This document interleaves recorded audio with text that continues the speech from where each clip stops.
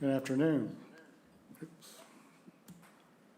This is a hearing of the Chatham Conservation Commission being held on May 24th, 2023, in accordance with the Massachusetts Wetlands Protection Act and the Town of Chatham Wetlands Protection Bylaw and Regulations. My name is Bob Rawls and I serve as the chair. Today's hearing is being broadcast live on Channel 18 and is being recorded for the on-demand archives available on the town's website. It's being conducted in person, by phone, and by video conference. The agenda, instructions on how to attend, and copies for documents for review are posted on the town's website. To all participants, whether attending by phone or online, please remain muted unless you have been recognized by the chair. When recognized, please identify yourself for the record. If you're attending by phone, you can mute and unmute by using *6. If you are online and you're not a commissioner, please keep your camera turned off unless you've been recognized. Indicate that you wish to speak by using the raise hand feature. So that we have a record of a quorum, I'll now ask each commissioner to indicate their presence. Vice Chair Bob Del Vecchio. Present. Janet Williams. Present. Is in a car somewhere. But I'm here. Can you hear me? She's just going to be here for a while. I'll move on. I think for quorum purposes, we really don't need her. Mary Sullivan will be absent today. Elise Gordon. Present. Cheryl Meservey. Present. And I am here, so we do have a quorum. Karen Latin. And oh, did I not mention your name? Okay, Present. and Karen Lamb. Okay, so we have more than we need. All right. Yes, you're right there between Janet and. I know. There you go. Okay. So, Nikki Smith, who we haven't seen in some while. This year. Has returned and is among us. Welcome back, Thank you. and I hope you stay back. Me too. And this would be the point where you would lead us through the agenda and take it away. All right, so we're going to have a bit of a change of order to accommodate an applicant. So 49 Gillis Road, request for determination is going to go first. So that's 49 Gillis Road, Elizabeth and Spencer Kennard, map 4C, parcel 13, CG1, R23-7, deck expansion. So go ahead and go up to the table.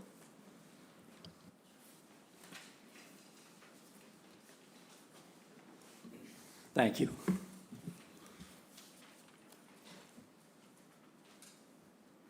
So if you could just Sure. explain the project again. Yep, Spencer Kennard, 49 Gillis Road, South Chatham. As you know, I've been before you. I'm trying to build a deck off of our house.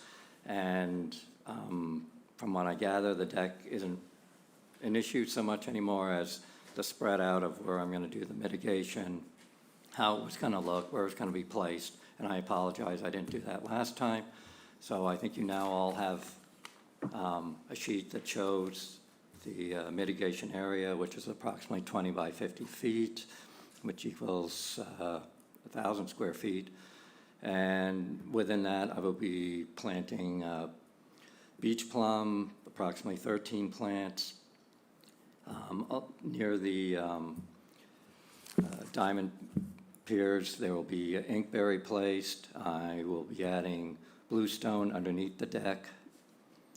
And the only thing I'd like to change possibly is adding a high bush blueberry instead of a beach plum, but I'm not sure I'm doing that. I just am throwing it out there. It's a possibility.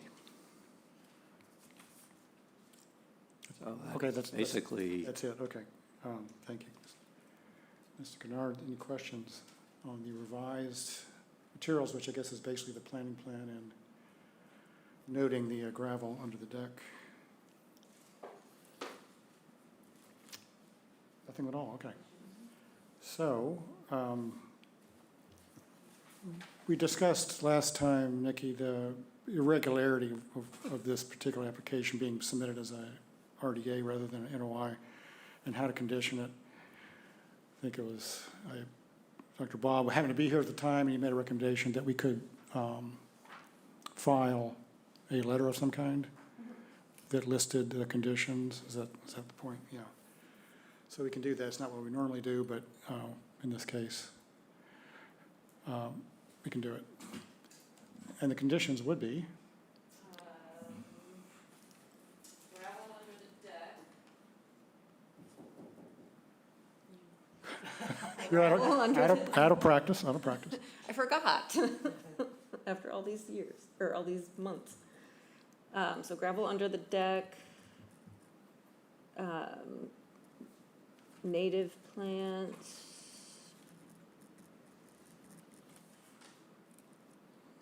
So can we submit the planting plan? I mean, file that, or is that just a letter referring to it? So what he is filed is all native plants, so, I mean, this would be the planting plan of record that's up on the screen. Right. I'm just talking about, I thought what Dr. Bob was talking about was that we could file a letter with the county, even though this is an RDA. Oh, with the, okay. I I see. thought that that's what he was suggesting, and maybe I misunderstood. Anybody else remember the conversation? And Back at the minute. it comes up as because this should have been probably handled as an NOI rather than the RDA, but we're working with it, we're working it.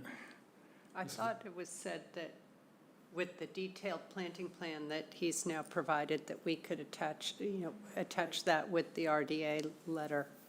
And that way it was all part of it. And that's why we wanted the specifics of where things would be So this is planted. not a county filing, it's just our own records? Yes. Okay, I believe, yeah, that's what I recall. okay, that's fine. Okay, So could we inspect it? Could Nikki inspect it at a later date, once it's complete? Yeah, so I can, do you have any idea of when you might be doing this? I can put it in my calendar to, just, I will let you know as soon as I've got somebody that will build. I know we were gonna do the diamond piers first and then do the stone work right then. And then, I'll buy all the plants so we can have them there. So I hope this summer. okay, yeah, so That's my planting, goal. if you can't do planting within the next month or, preferably sooner, then you would want to do it more towards like September, Okay, because you don't want to plant during really July and August, it's too hot and dry. okay. I will definitely keep you appraised. That's, hopefully it'll be within the next month, but So let's say the Monday after Labor Day, what is that, the 10th or something like that? I'll put you in my calendar to contact you for either an inspection that the work was done and in compliance, or, just to at least get an update. yes, absolutely. Okay. okay. So with that, I guess we are good. And this is a -2, Nikki, or? It's not in the resource area, I don't believe, so -3? It's in the outer aura. Yeah, so -3. Okay, I'll make a motion that we approve the determination of applicability, a -3 determination for 49 Gillis Road. Latin second. Roll call vote, Cheryl, Aye. Bob, Aye. Karen, Aye. Elise, Aye.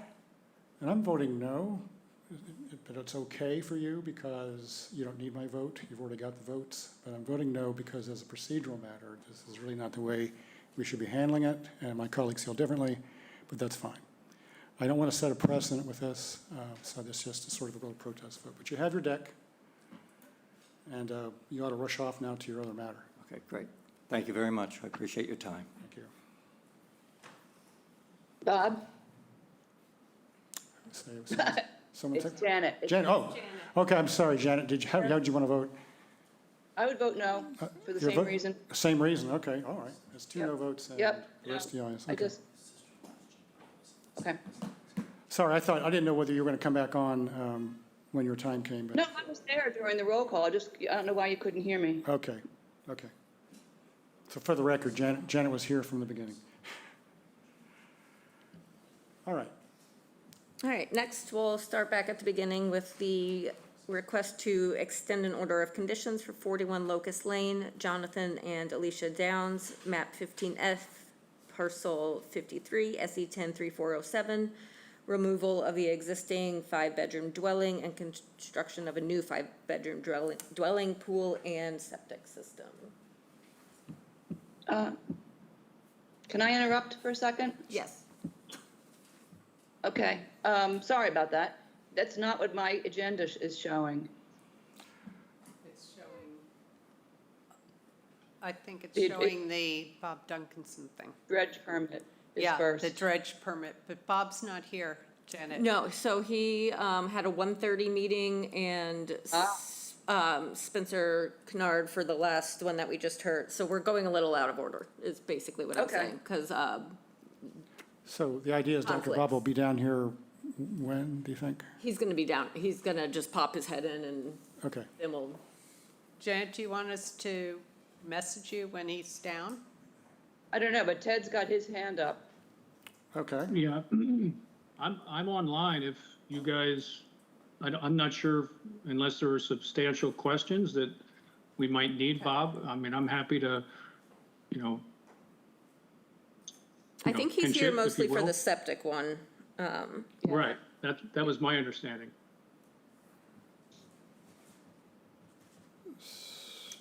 So Yeah, So I we mean, could go forward. let's go ahead and do dredging then. That way Janet's all set. That would be great for me, yeah. all right. She did the work. Where is that?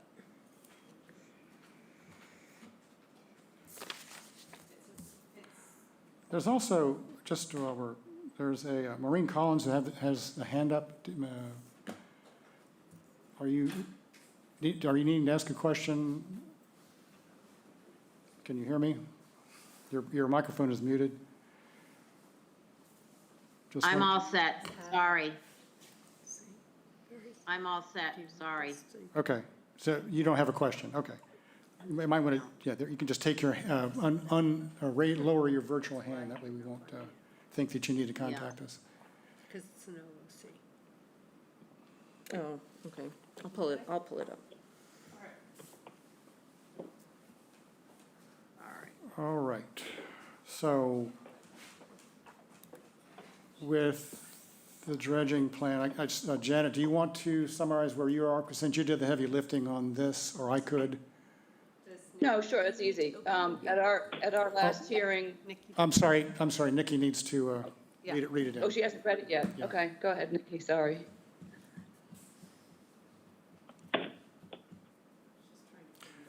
Well, it's not, if you look and drop, All right, various locations, Town of Chatham, Ted Key on multiple maps and parcels, SC 103616, comprehensive dredging and disposal program. Okay. So at the last hearing, we went through an initial draft, and Ted Keon was there and made a number of comments and expressed some concerns and asked some questions. We've gone back and have done some revisions as he had proposed. So what you have now in front of you is a revised proposed final draft of this. We removed a lot of the provisions that are not particularly applicable to this project that had been in the order from a previous private dredge project. And I think the only issue that is not, in my view, completely resolved is the one involving notice of proposed activities, whether that's dredging and/or disposal.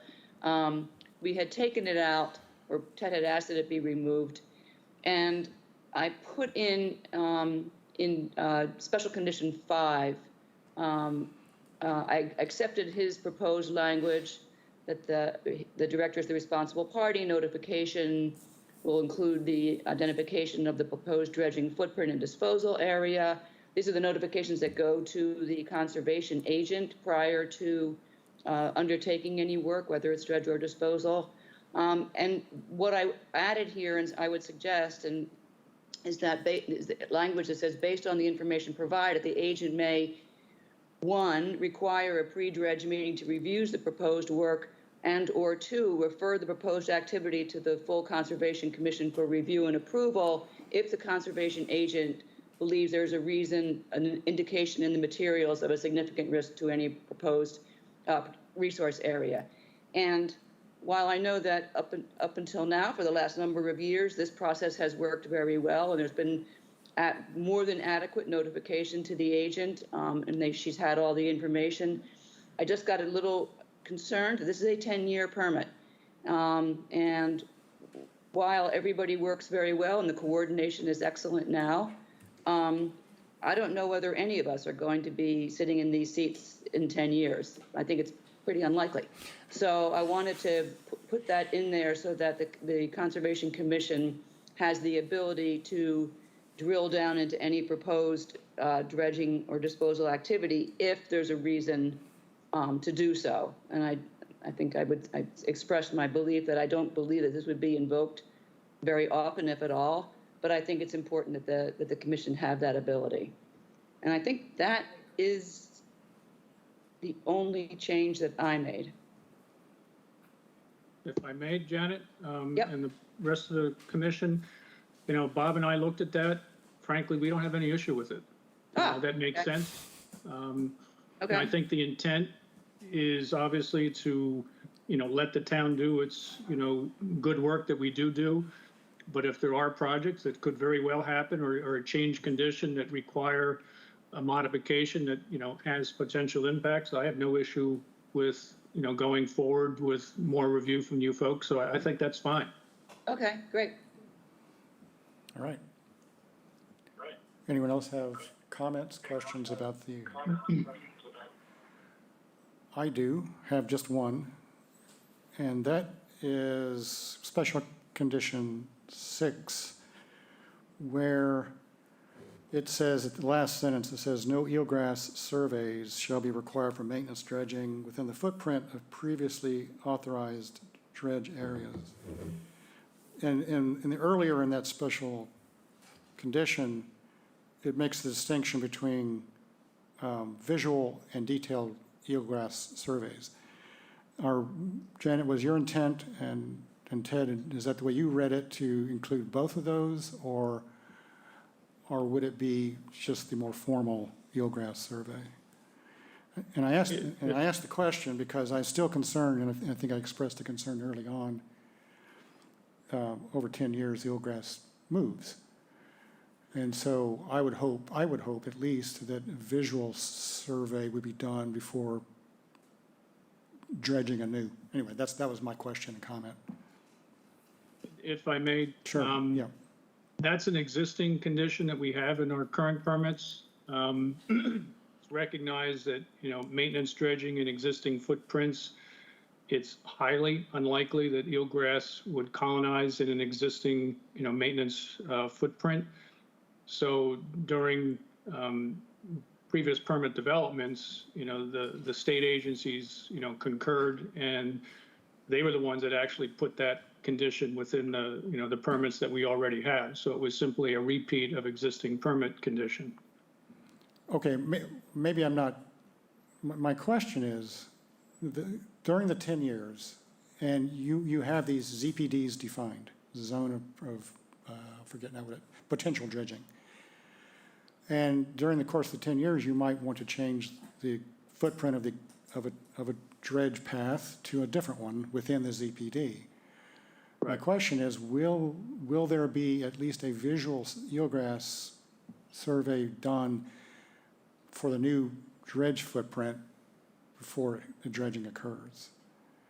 Yes, we are required even now that if we, within the ZBDs, ZP, I always go B, ZPDs, if we identify a new site based on shoaling characteristics, channel migration, whatever, that's what triggers really the initiation of the eelgrass assessment, visual and or the detail, depending on the situation. So we would definitely have to do an eelgrass assessment if we were going to modify a site and relocate, where we have been traditionally doing work. Okay, so that clarifies it then.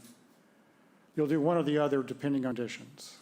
One or Correct. visual or formal Correct. survey, but only if you're moving into a different area with dredging, within the ZPD. Correct. Okay, I got it. Correct. And those were, again, we referenced in the condition that's being proposed, the Corps' methodology, if you will, because they were the ones that we worked back and forth with, a lot to develop the existing conditions. So we're referencing the Corps' kind of protocols for, doing the eelgrass surveys. So that's why that was referenced in the manner it was. Okay, I didn't know what the protocol was that was established with U.S. Corps of Engineers, et cetera, but that makes sense. Yep. All right. Anything else? What a magnificent job you did, Janet, constructing this order of conditions. I think it's robust, and I think it's very likely to serve us well for 10 years. So thank you very much. So, I'll make a motion that we approve the order of conditions with any necessary changes for the various locations, Town of Chatham Comprehensive Dredging and Disposal Program. Latin second? roll call vote, Cheryl. Aye. Bob, Aye. Karen, Aye. Elise, Aye. Mary. I'm sorry, not Mary, Janet. Aye. Yes, and I vote aye too. All right.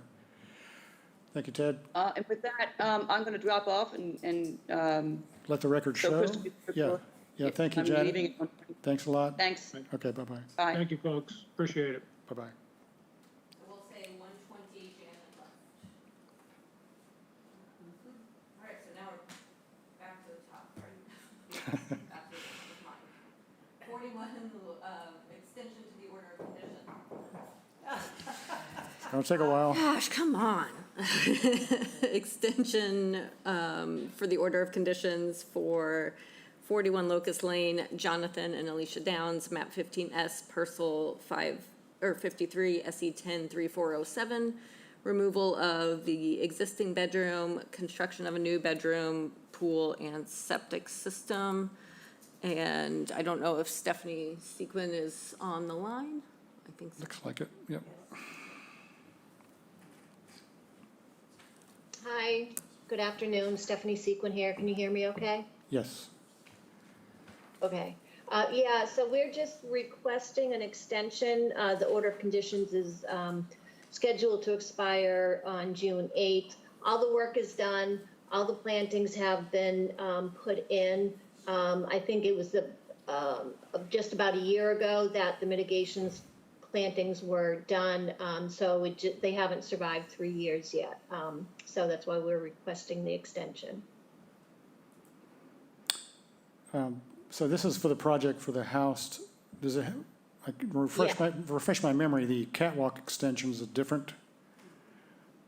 That is a separate order Separate for the order, okay. catwalk. Okay, That has not, it's not coming up for, we still have a little bit of time left on that one. okay. All right, so this is your first request for an extension for the other project? That's right. Right, okay. All right, questions? No questions, so I think we can approve that one. Make a motion that we approve the extension, first extension for an order of conditions for 41 Locust Lane. Latin second? Roll call vote, Cheryl, Aye. Bob, Aye. Karen, Aye. Elise. Aye. And I vote aye. All right, thank you. Thank you very much.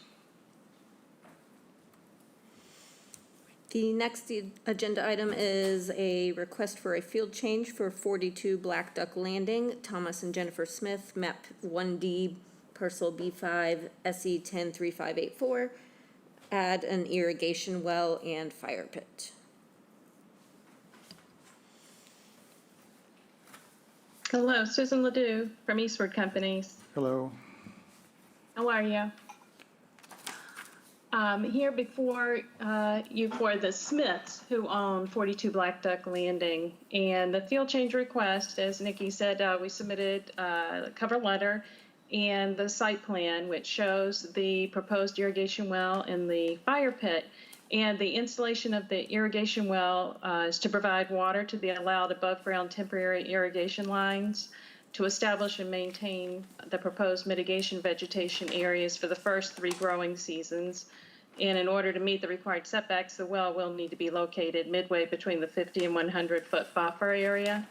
And any heavy equipment needed for the installation of the well will be located on the street side of the proposed well location, and the irrigation well is proposed within an area approved for mitigation planting, and all proposed mitigation trees, shrubs, and plants, et cetera, will be planted following the installation of the irrigation well.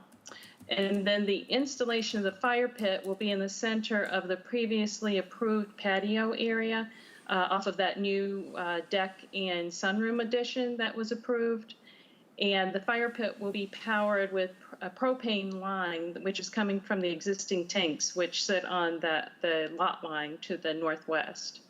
And the propane line will be installed prior to the patio installation. And these 2 items will not change the coverage or the mitigation numbers on the area calculations table, which was approved by the commission with the original submission. And we feel the proposal's in keeping with the commission's original approvals and conditions that were placed on the project. And we appreciate your consideration of this request. Thanks. All right, thank you. Any questions on this? I got one, Susan. After the plantings are watered, what happens to the well? I'm thinking that, everything will be established. We should be able to, I guess, abandon it. I don't know that it will be needed unless they plant more in the yard, but it's going to be heavily planted with what Blue Flax has proposed, what you approved in that plan. So, and the grass areas reestablished should not need to be heavily watered or anything like that. So is that something that the board the commission would like to see? Yes, I think that's a good idea, that it be abandoned or capped off. So Unless, future plantings or plantings, will require more water. But I'd hate to see it used for permanent irrigation, for a lawn or anything like that. It's an interesting question, because, we do have a procedure in town, right, for people to request irrigation wells for whatever purpose, whether it's related to mitigation or not. So I'm wondering on what basis, from the perspective of our regulation, wetlands regulations, why we would, what would be our rationale for asking that it be removed?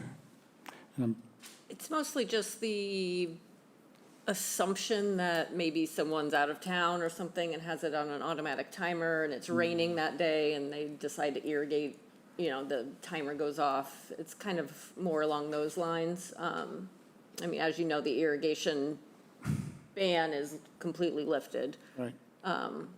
Presumably to come back one day. Yeah, yeah, I'm sure. But yeah, it's really just to mitigate useless irrigation like practices. But is part of that process for just generally asking for a well, is there a endpoint to it? Are those issued with proviso that after a period of time, they're to be disabled? I don't think we have any. Nothing like that. So No. that's where I'm struggling to figure out whether or not we can ask for that if we don't even have any rules that talk about wells. And we would have to sort of go back to town rules. And Can we allow it to stay with the stipulation it never be used for irrigation? Because that, just like, Permanent irrigation. for permanent well, irrigation. by permanent, we mean in-ground, or, so you're saying that for even above ground, irrigation is, there could be no permanent above-ground irrigation as Right. well. We don't have any rules that say that, though, is the issue that I know of. I have a question. I'm a little confused why a well needs to go in specifically to irrigate the mitigation. I mean, it just seems, I mean, I can understand asking for a well for the residents, but it just struck me odd that it was being asked in order to take care of the mitigation. I think to save on their water bill. I mean, Right, there's a but- substantial amount of mitigation, too. There is. It is. Yeah. So, I don't know what to make of that proposal that you have, Bob. So, well, how unless we about, can hang it on to one of our regulations, I don't know if we can How require about, it. how about you know, if we said that there would be no permanent in-ground irrigation? We can certainly, that's already in, Yeah. it's Yeah. already in there, so. I mean, I understand why you're asking it, but I don't know if we can Yeah. require it. Where exactly is this well going? Because it's not on the plan that I can find. I saw it, it's, I've got two different plans. The northeast, if you see the cul-de-sac, Yeah, the road cul-de-sac, it's just to the left of that, and there is a circle around the well of, I believe that's 25 feet. okay. Yeah. it's on the digital version. I think we didn't get the same. Okay.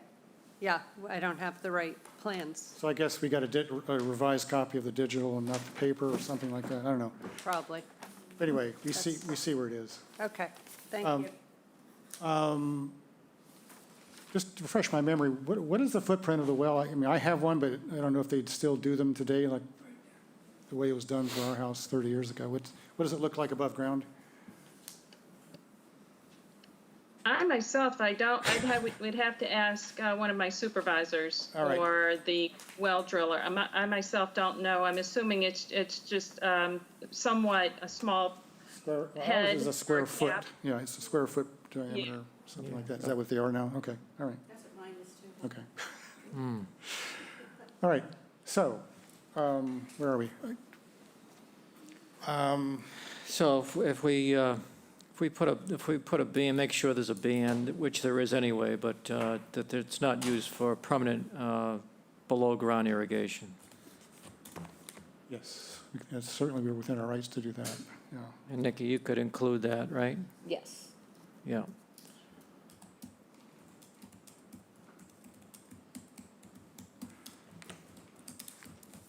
Okay, anything else? Did we have any questions on the fire pit? We got, Fire pit, you know, it's within the patio, right? So there's no increase in coverage. I don't have any issues with it. Does anyone? No. yeah, it would just be the digging for the gas line. Yeah, the gas line would be within the footprint also of the patio? I mean, it Yeah. goes down the property line, it looks like, Okay. yeah. yeah, that would be with hand tools. We don't anticipate any heavy machinery needed for that. Right, and all the mitigation's going in after you finish your work, right? So, Okay. Make a motion that we approve the field change for 42 Black Duck Landing. Latin second. we'll call a vote. Elise? Aye. Oh, we went the wrong direction. Karen? Aye. Bob? Aye. Cheryl? Aye. And I vote aye. Thank you. Thank you very much. For the record, this was the second field change that I know of. Second field change, So okay? hopefully no more come. I echo that. It really becomes hard to keep track of after one or two. Understood. All Thank right. you. All right, thanks. All right, the next application is a request for determination of applicability for, oh, no, we're doing that one. That one was already done. Well, Dr. Bob isn't here for the sewer. We got all out of order today. 57 Diane Drive, David and Elizabeth Ranke, map 6C, parcel 66G119, R238. Demo of existing garage and construction of new garage with a 760-foot or square foot, one bath, one bedroom living area. That one was, I understood, to be continued. Was it? I think what I saw in the email from Crystal was they're requesting a continuation to July 5th. Unless someone. Yes, correct. Continued to July 5th. Make a motion that we continue 57 Diane Drive to July 5th, 2023.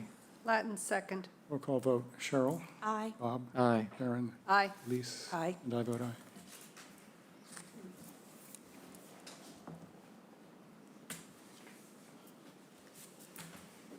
All right, now we're on to the notices of intent. 74 Henshaw Drive, the Loken Family Revocable Management Trust Living Trust, map 14D, parcel S6, replace existing timber retaining wall.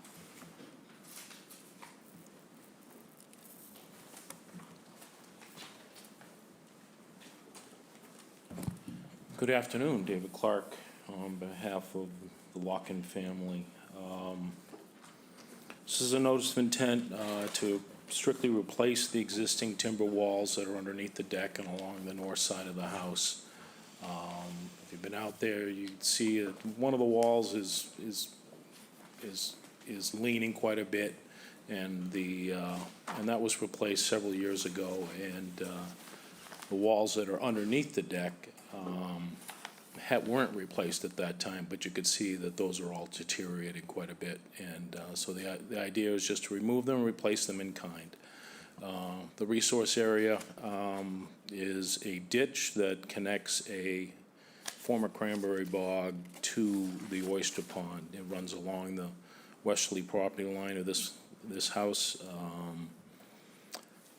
I think the ditch really doesn't drain that cranberry bog anymore. It's kind of an overflow for the stormwater system for the subdivision road. There are two catch basins on the road that feed into this ditch or discharge to the ditch.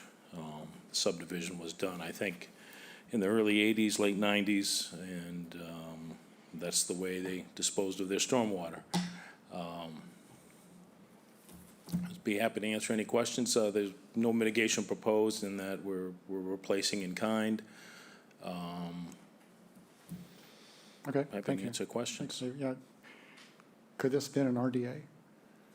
Well, we're working in the NDZ, so Okay, I thought about it, but then yeah. All right, that's fine, because I'm trying to figure out how we would condition it. Yep. And, all right, questions? Well, the only question I have is, you say for the conditions for conservation variance are met in that mitigation is proposed.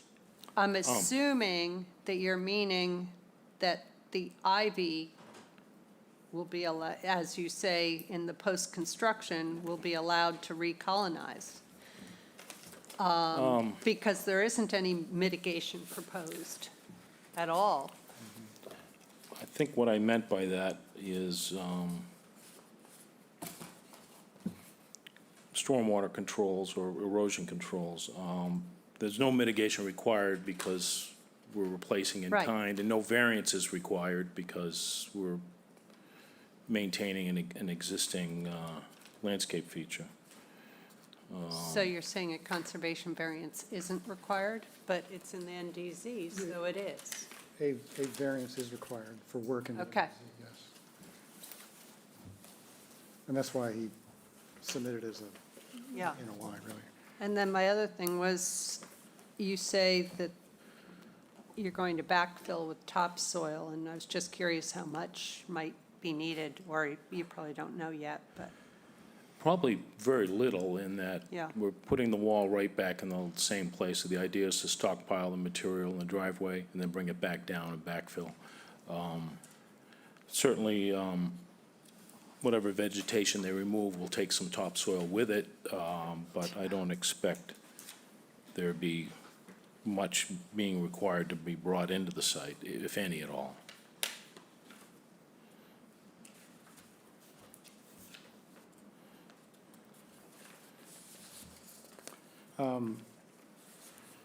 Anything, Bob? Got a couple of questions, David.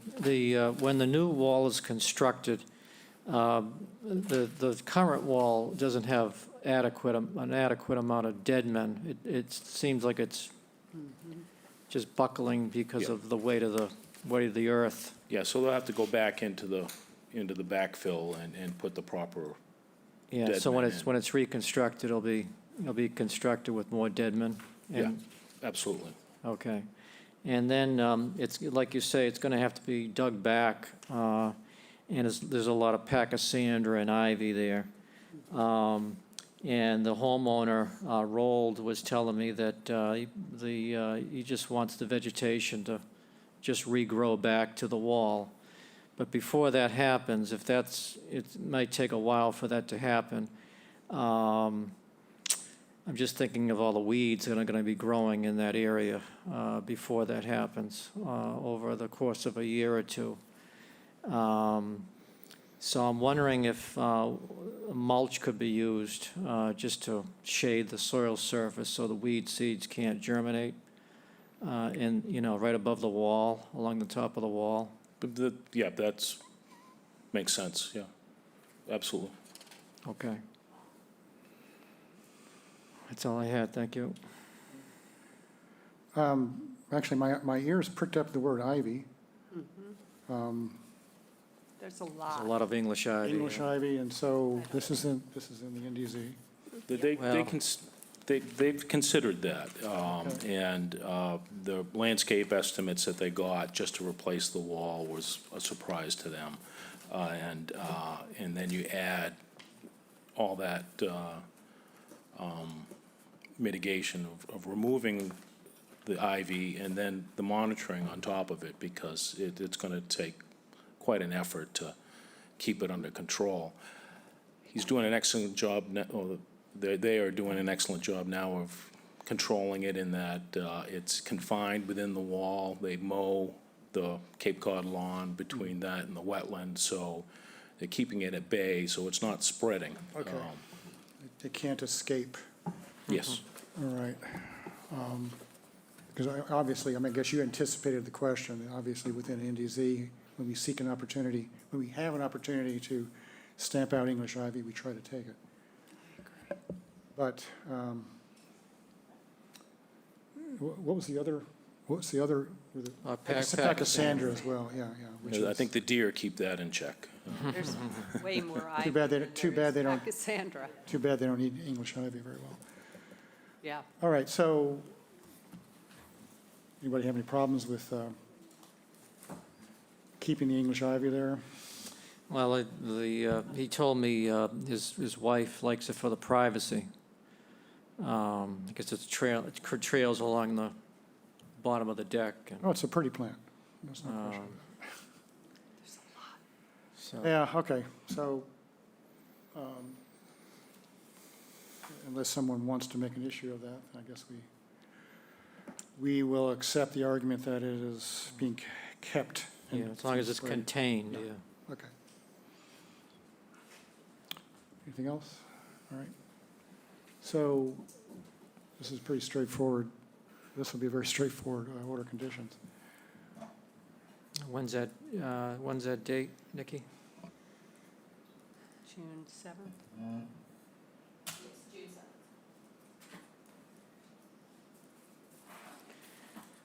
I'll make a motion that we continue 74 Henshaw Drive to June 7th, 2023. Latin second. We'll call a vote. Cheryl? Aye. Bob? Aye. Aaron?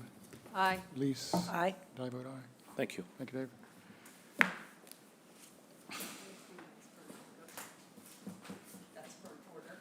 Yeah.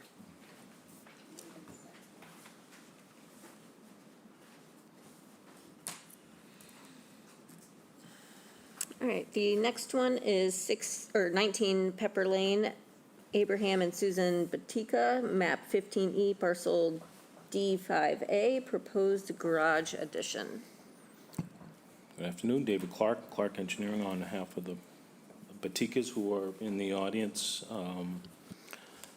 So this is a notice of intent to demolish a small portion of the house and build a two-car garage with living space above it. All of the work is within the existing driveway area. There will be an expansion of the driveway, but that's just outside the 100-foot buffer to the vegetated wetland that encircles Dugan Pond.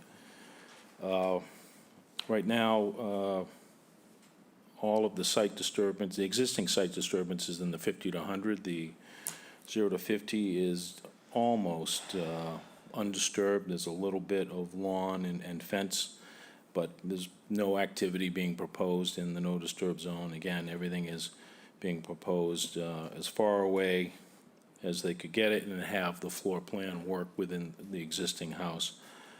We show stormwater controls for both roof runoff and the driveway.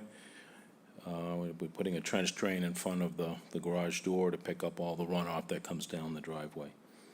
This does have to go to the Zoning Board of Appeals. That has not been scheduled yet, so we would have to continue till we have a date certain with the Zoning Board. We're not proposing any mitigation. There's actually a reduction in site coverage, although we're swapping dwelling or structure for parking area, but there is an overall reduction within the 50 to 100 of site coverage. Okay, I'm done all right, now. thanks. Questions? So the driveway appeared to be stone to me, which is pervious.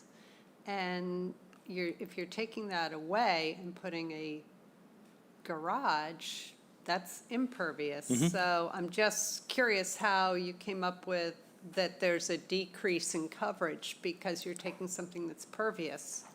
We've always considered for decades that if it's not green, it's site coverage, and it is unnatural surface that needs to be mitigated. Granted, you're correct, the driveway is semi-pervious and the structure is not, and that's why we provided stormwater controls for that. It's a reasonable question. I have the question every time something like this comes up. I think there's a formal definition that I can find that talks about whether a gravel driveway is coverage or not. It's sort of assumed that it is. And I think we do assume that it is. So assuming that it is, you understand. Right, then there's a decrease, but we are putting something that's not absorbing any water, not, Well, except that they're putting in stormwater runoff Right. capture controls. True.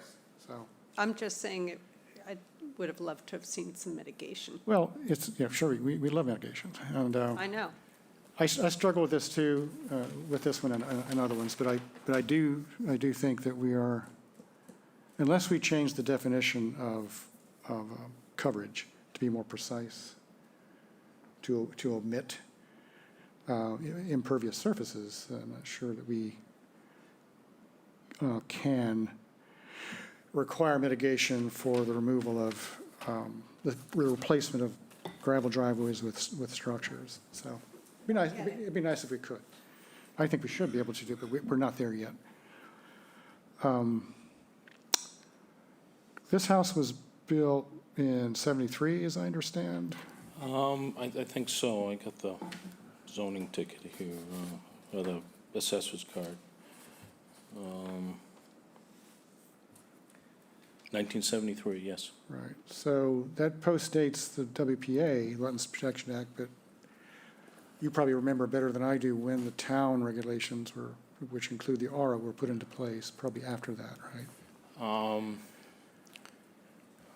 The earliest order conditions I've ever seen was 1978, but that doesn't mean it goes back further than that. Right, okay.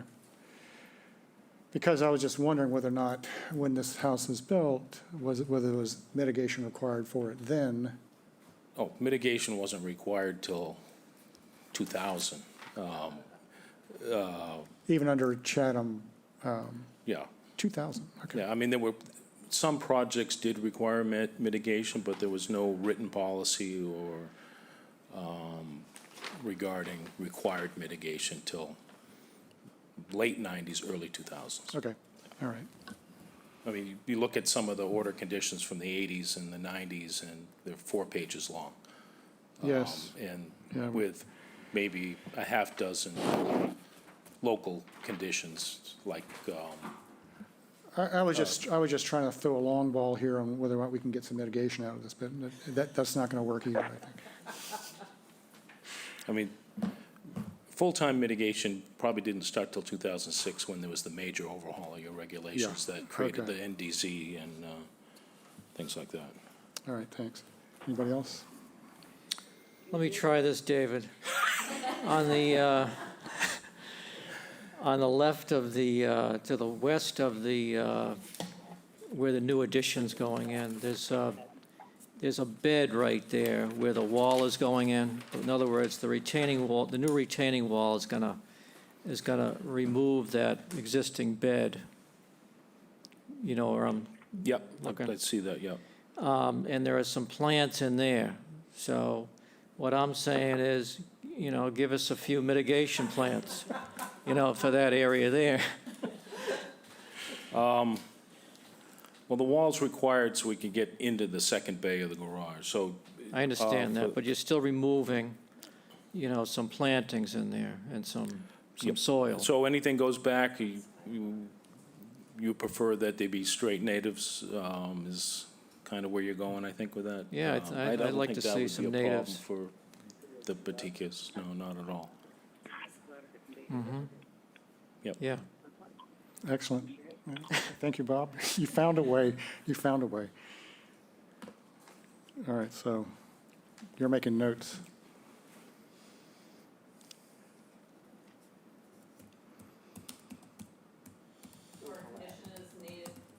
Our condition is native plants to replace anything that's removed or disturbed. Yeah. Seems fair, I think. And then where would you put those natives? Or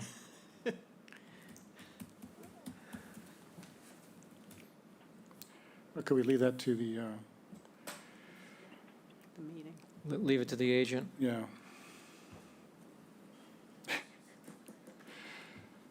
What does the agent think about that? I'm fine with that, that's fine. Otherwise, we would need to have a, revised planning plan and all that, but this is, I'm presuming it's a small number of plants. Yeah. I would think something like 3 to make it look natural. Very good, it's a win-win. All right, so have you filed with ZBA and not been heard? Or have you not filed yet? They have not filed with zoning board. Okay. We were being cautious in that if there were any dramatic changes to the design, we wanted to give the architects some time to make those changes and then file. So we'll be filing shortly. Okay, so I So- would say as soon as you're on the books, we can, for ZBA, we can approve the order? Yeah, so at this point, since we don't have a date, it's most likely to be July with zoning board. If you want to continue the first meeting in July, we'll have a date for you by then, and zoning board will hopefully be intimate. So, be fine with us? So we have July 5th or July 12th? The 12th. All right. So we'll continue to July 12th for the order of conditions, and by then I should have comments from Sarah with the zoning board on anything that might be changing.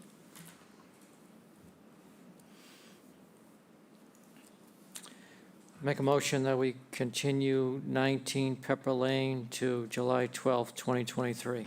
Latin second. Roll call vote, Cheryl. Aye. Bob? Aye. Aaron? Aye. Elise? Aye. And I vote aye. Thank you very much. Thank you, see you then.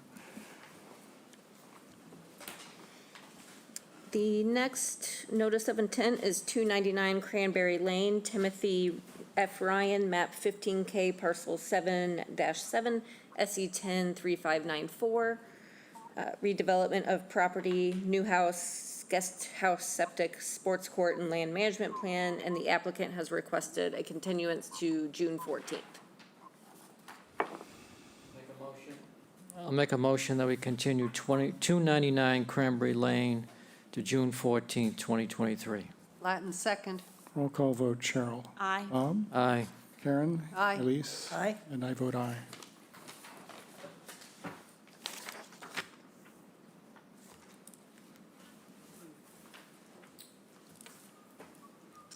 And the next notice of intent is 552 Orleans Road, Kenneth Hibbard and Eleanor Wilson, map 13J, parcel G19, SE 103628, proposed landscape improvements, bank stabilization, and buffer zone mitigation restoration.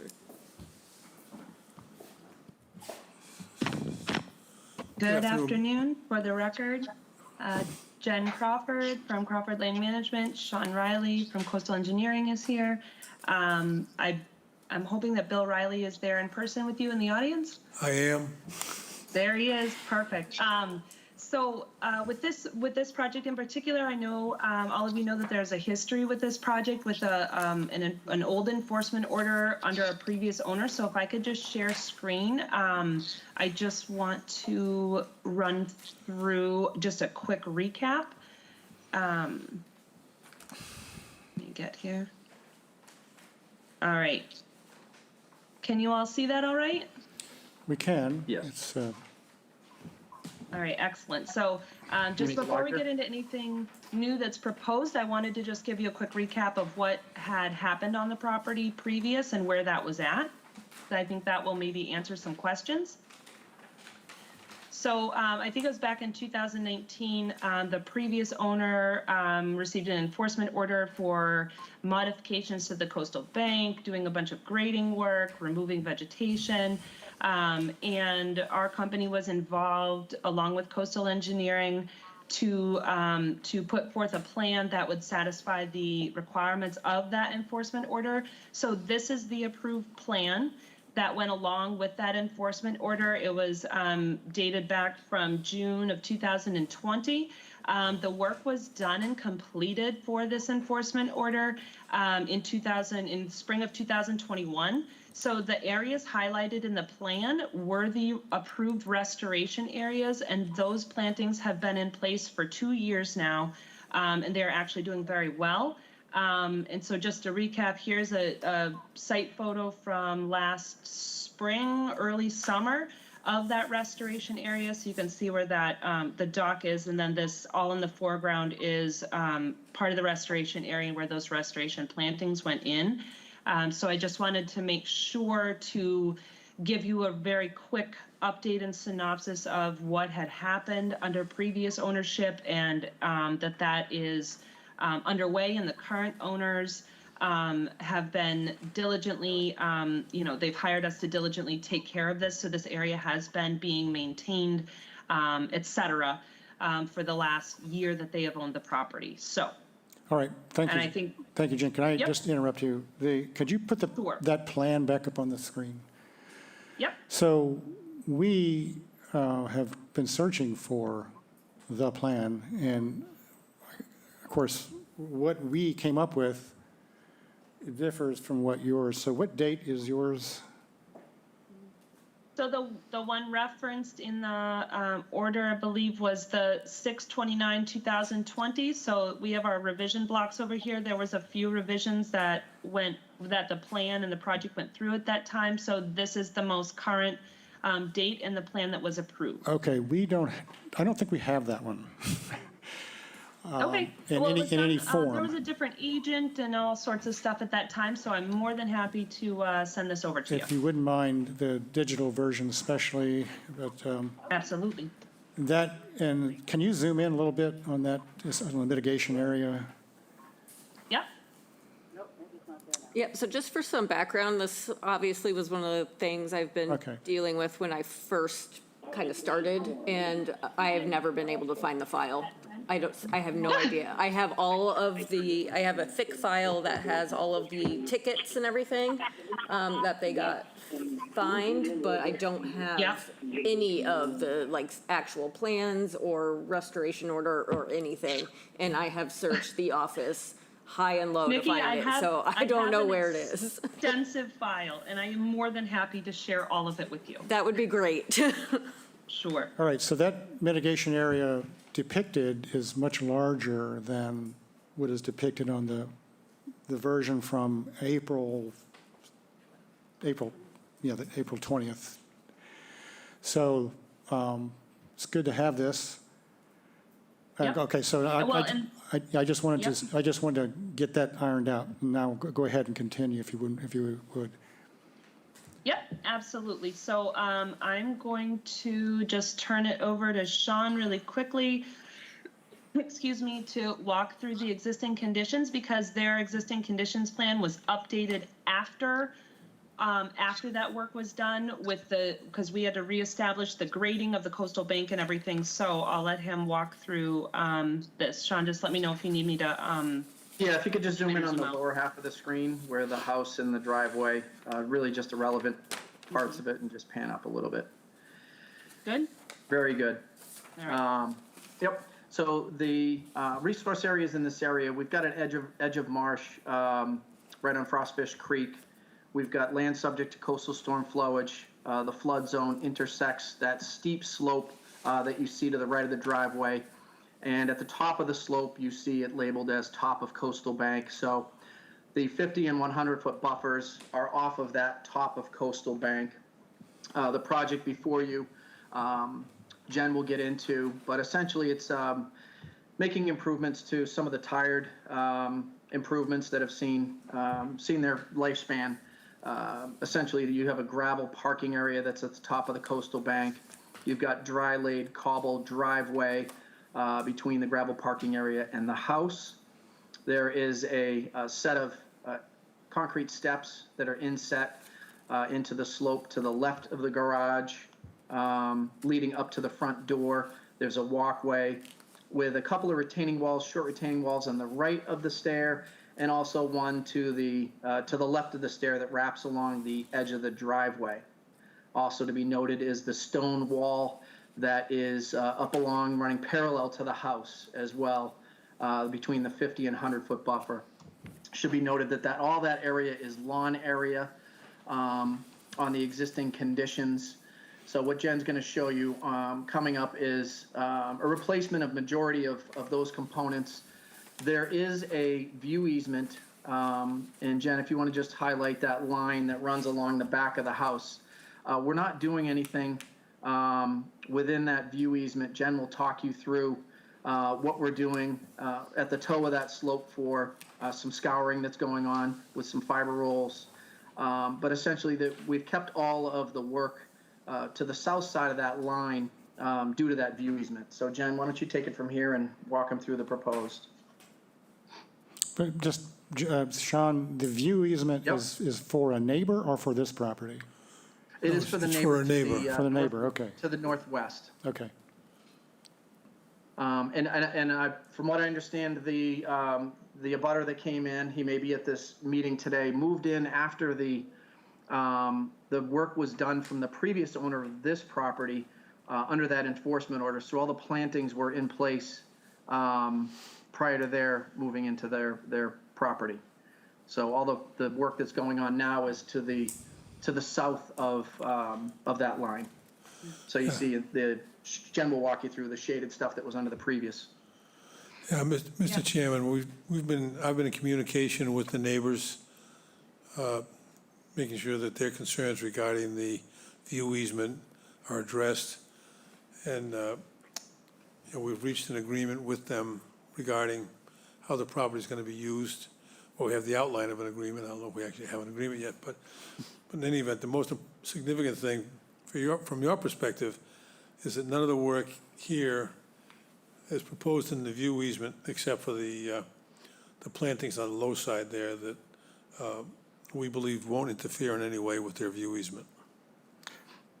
In which direction is the view easement from? So Yeah, you just, It's this whole area. To the north of the line.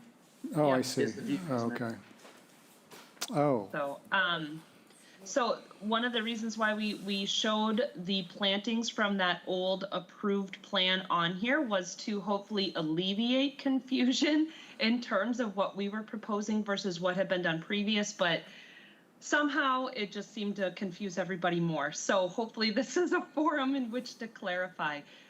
These areas are the same areas that I showed on that old plan that was approved back in 2020 to satisfy that enforcement. And again, those plantings have been in for 2 years now.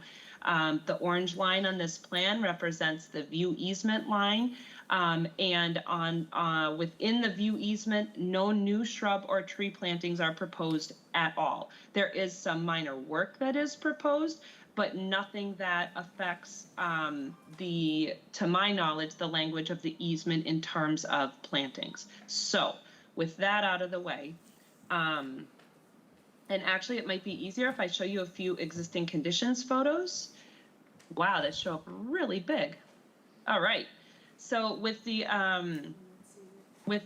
stairway and the retaining walls that are called out on either side of the stairway, you can see that they're old railroad ties. They're completely rotting out and failing. So as Sean said, very tired landscape. The set of steps, that's Lauren from our office, the set of steps is extremely narrow. It's like 24 to 30 inches wide going up that slope to the front door. You can see that there's a ton of English ivy and poison ivy, and there are some black locusts in here in this area between the house and the street. So it's a fairly degraded 50-foot and 100-foot buffer zone. The only vegetation work, so to speak, proposed within the view easement is the removal of this non-native tree that is literally jammed right up against the deck. But certainly removing a tree rather than planting one does not violate any terms of that easement. With the coastal bank area, this is just a picture from below. You can see the shrub honeysuckle and that there's really nothing growing under this and that things are just kind of toppling over and getting scoured away at the bottom, which is the reason for the toe stabilization that we are proposing. So back to the plan.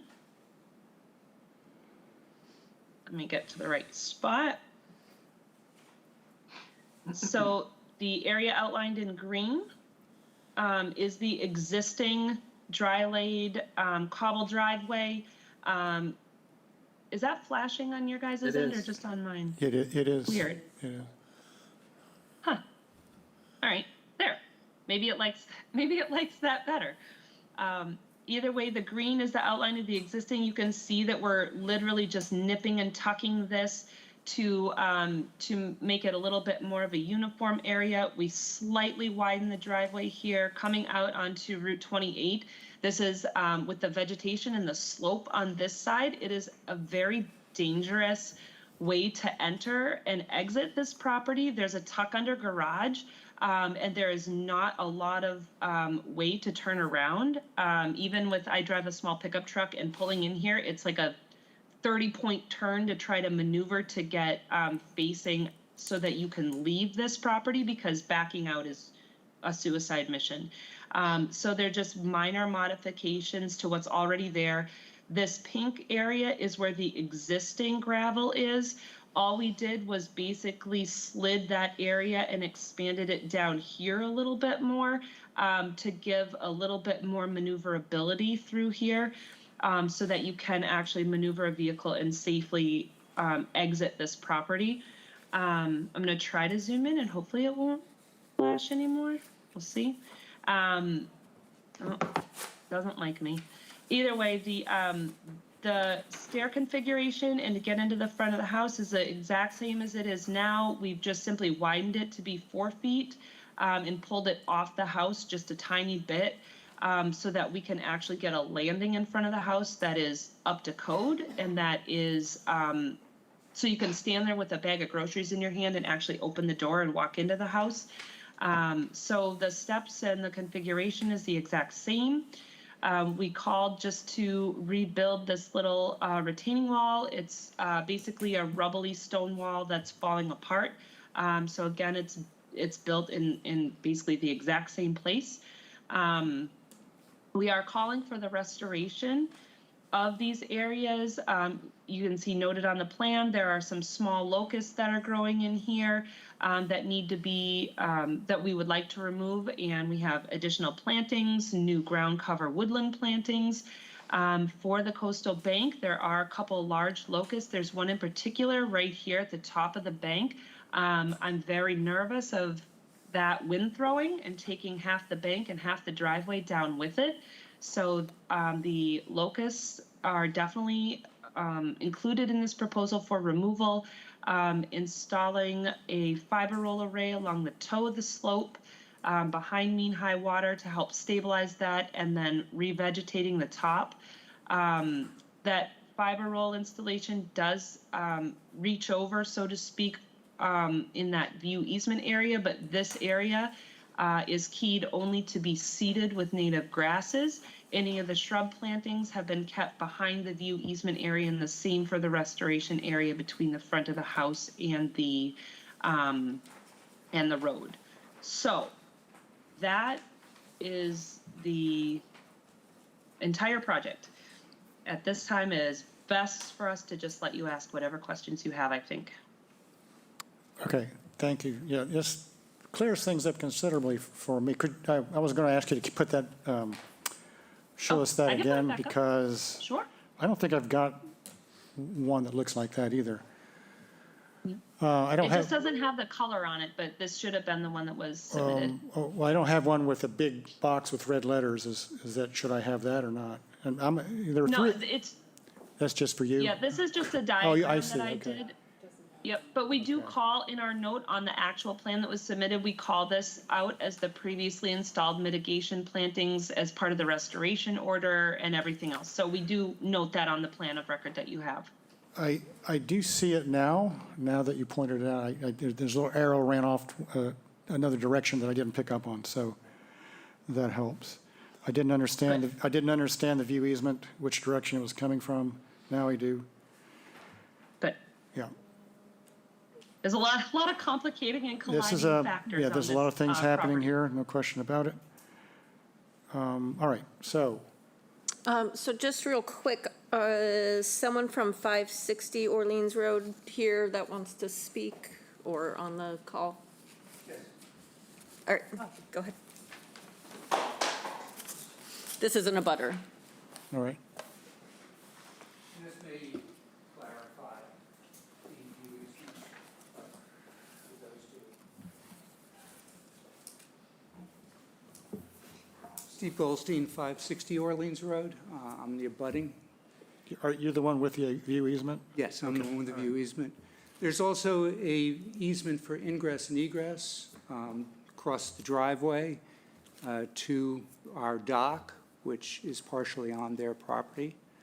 And you'll see the easement itself actually encompasses 3 different easements, and I've laid them out there for you. All right. The one thing that hasn't been mentioned so far is the osprey nesting platform. And that clearly is within the view easement area and is an obstruction. So I ask that that either be removed or be moved south of the line. And I understand that can be done. That's planned. That was, in other words, once the clients saw the location, they notified Jennifer that it had to be moved. So we agree. So, can you, I can move that on the plan. That's not a problem. where, It's behind a bunch of existing trees, but I can move it into this area. okay. So, Bill, do you mind maybe giving a little clarification to what a view easement is and that it's not necessarily given outright by conservation. Like, it may have a view easement that is agreed between property owners, but it doesn't necessarily mean that conservation has to allow trees to be cut down or anything. Well, the situation is that these properties were formerly owned in common. The owner, a guy named Warren Bolton, imposed a view easement as shown on the plan because he used the uphill house where Mr. Goldstein lives today or owns today. And so he wanted to protect his view forever. So the easement itself says nothing over the height of 12 inches can be planted or grown there. Did you say 12 inches? Yeah. Okay.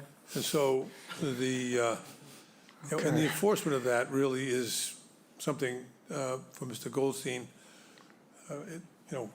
As I say, we've having some communications, not the best, but we're working towards establishing a protocol going forward that would be satisfactory to both sides. At least that's our optimistic viewpoint. So, so the view easement document gives the Goldsteins, or whoever is the owner of the property up the hill, the authority to go in and remove anything that's over the height of 12 inches. Because we have Chapter 131, Section 40 in the Town Wetlands Protection Act, if the Goldsteins wanted to remove anything that's in your jurisdiction, which of course is basically the whole property, they would have to come and file a notice of intent and to get permission to do that. So Mr. Goldstein, in that regard, can speak for himself. My understanding is that the way things are right now is fairly satisfactory, although Mr. Goldstein can speak to that directly. But anyway, so that's the view easement. It doesn't give anybody any rights regarding the Chapter 131, Section 40, or the Town Wetlands Protection Act. So that, any work done in there, whether it's done subject to the view easement or otherwise, requires receiving permission from this august body. So, and Mr. Goldstein's correct. There is even though Jennifer didn't mention it, there is an easement. You can see the line on the plan that runs up the middle of the driveway and over to the dock. And that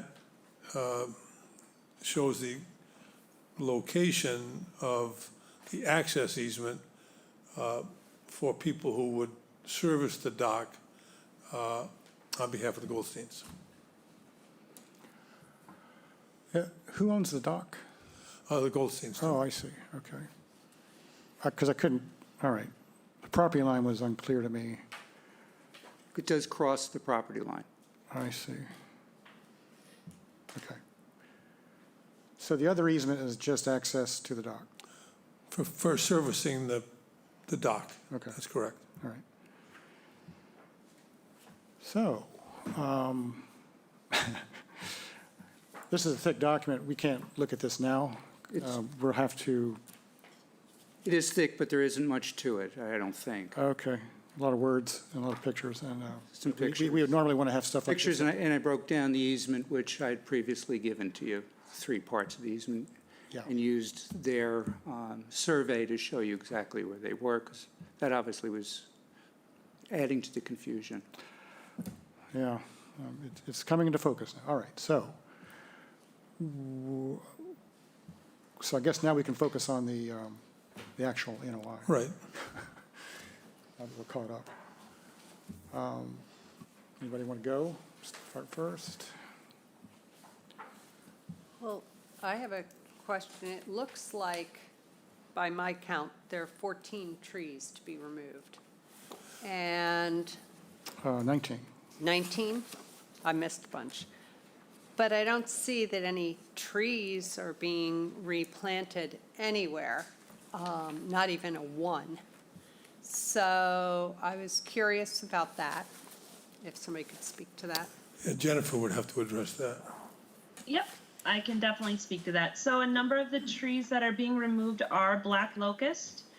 So they are an invasive species. And along with any sort of replanting of trees, we're really kind of jammed up for options here. So we have a little tiny area along the top of the bank where there already are a few trees growing. I, generally speaking, do not advise to planting trees along the top of banks. They're more susceptible to wind throw, and with the driveway area and the house itself so close to the top of the coastal bank, providing a situation in which, we're promoting trees to grow and potentially wind throw and cause some damage to built areas, I don't think is a good long-term strategy. This area is already pretty heavily canopied with pitch pine and other trees. We are removing some of them that are growing within, I mean, you can see they're growing within 8 feet of the front of the house, and some of them we have to remove in order to rebuild these landscape components. Clearly, those landscape components were put in either when those trees were very small or didn't even exist, which shows how old they are and why they're rotting. And in addition to that, I really didn't think with the view easement issue that replanting or proposing any sort of mitigation in this area it seemed as though that was going to be a non-starter for this project. So we proposed our 2,000 square feet of restoration work in these areas, with really revegetating that woodland understory, getting all of the English ivy there that's out, getting the invasive tree species there that are out, and then repopulating the areas with shrubs where we, we're not infringing on any sort of view easement, but also in areas where we felt that and deemed that it was appropriate. So that's my response to the trees. I'm more than happy to provide you a breakdown of how many locust trees are there versus other ones that are necessary to come out just simply to rebuild the steps and get a safe entry and egress there.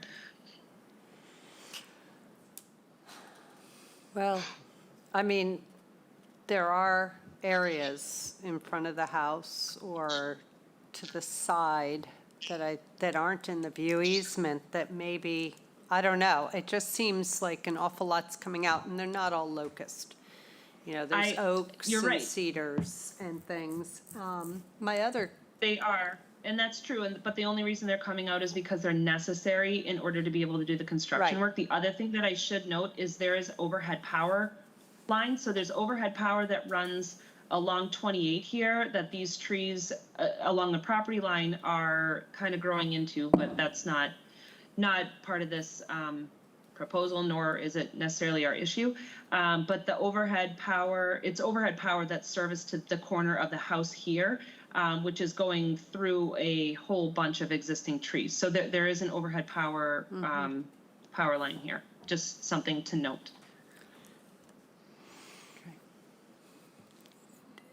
One other, in the view easement, you have these things, double 14-inch, 9-inch, triple 4-inch, 9-inch, 10-inch. Why are those called out on here?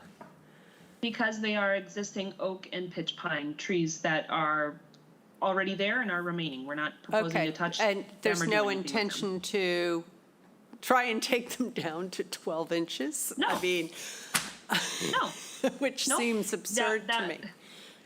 The people that own this property are very environmentally conscious, and they would, one of the reasons they're doing this is to actually restore areas. Originally, when we spoke with them, they wanted to do meadow restorations for pollinator habitat and all sorts of other things within the view easement, but it became a complicated situation with the language in the easement, so we have not proposed any work other than just modifications of the existing driveway and parking area and then the tow stabilization. That's why we are not proposing any work in this area.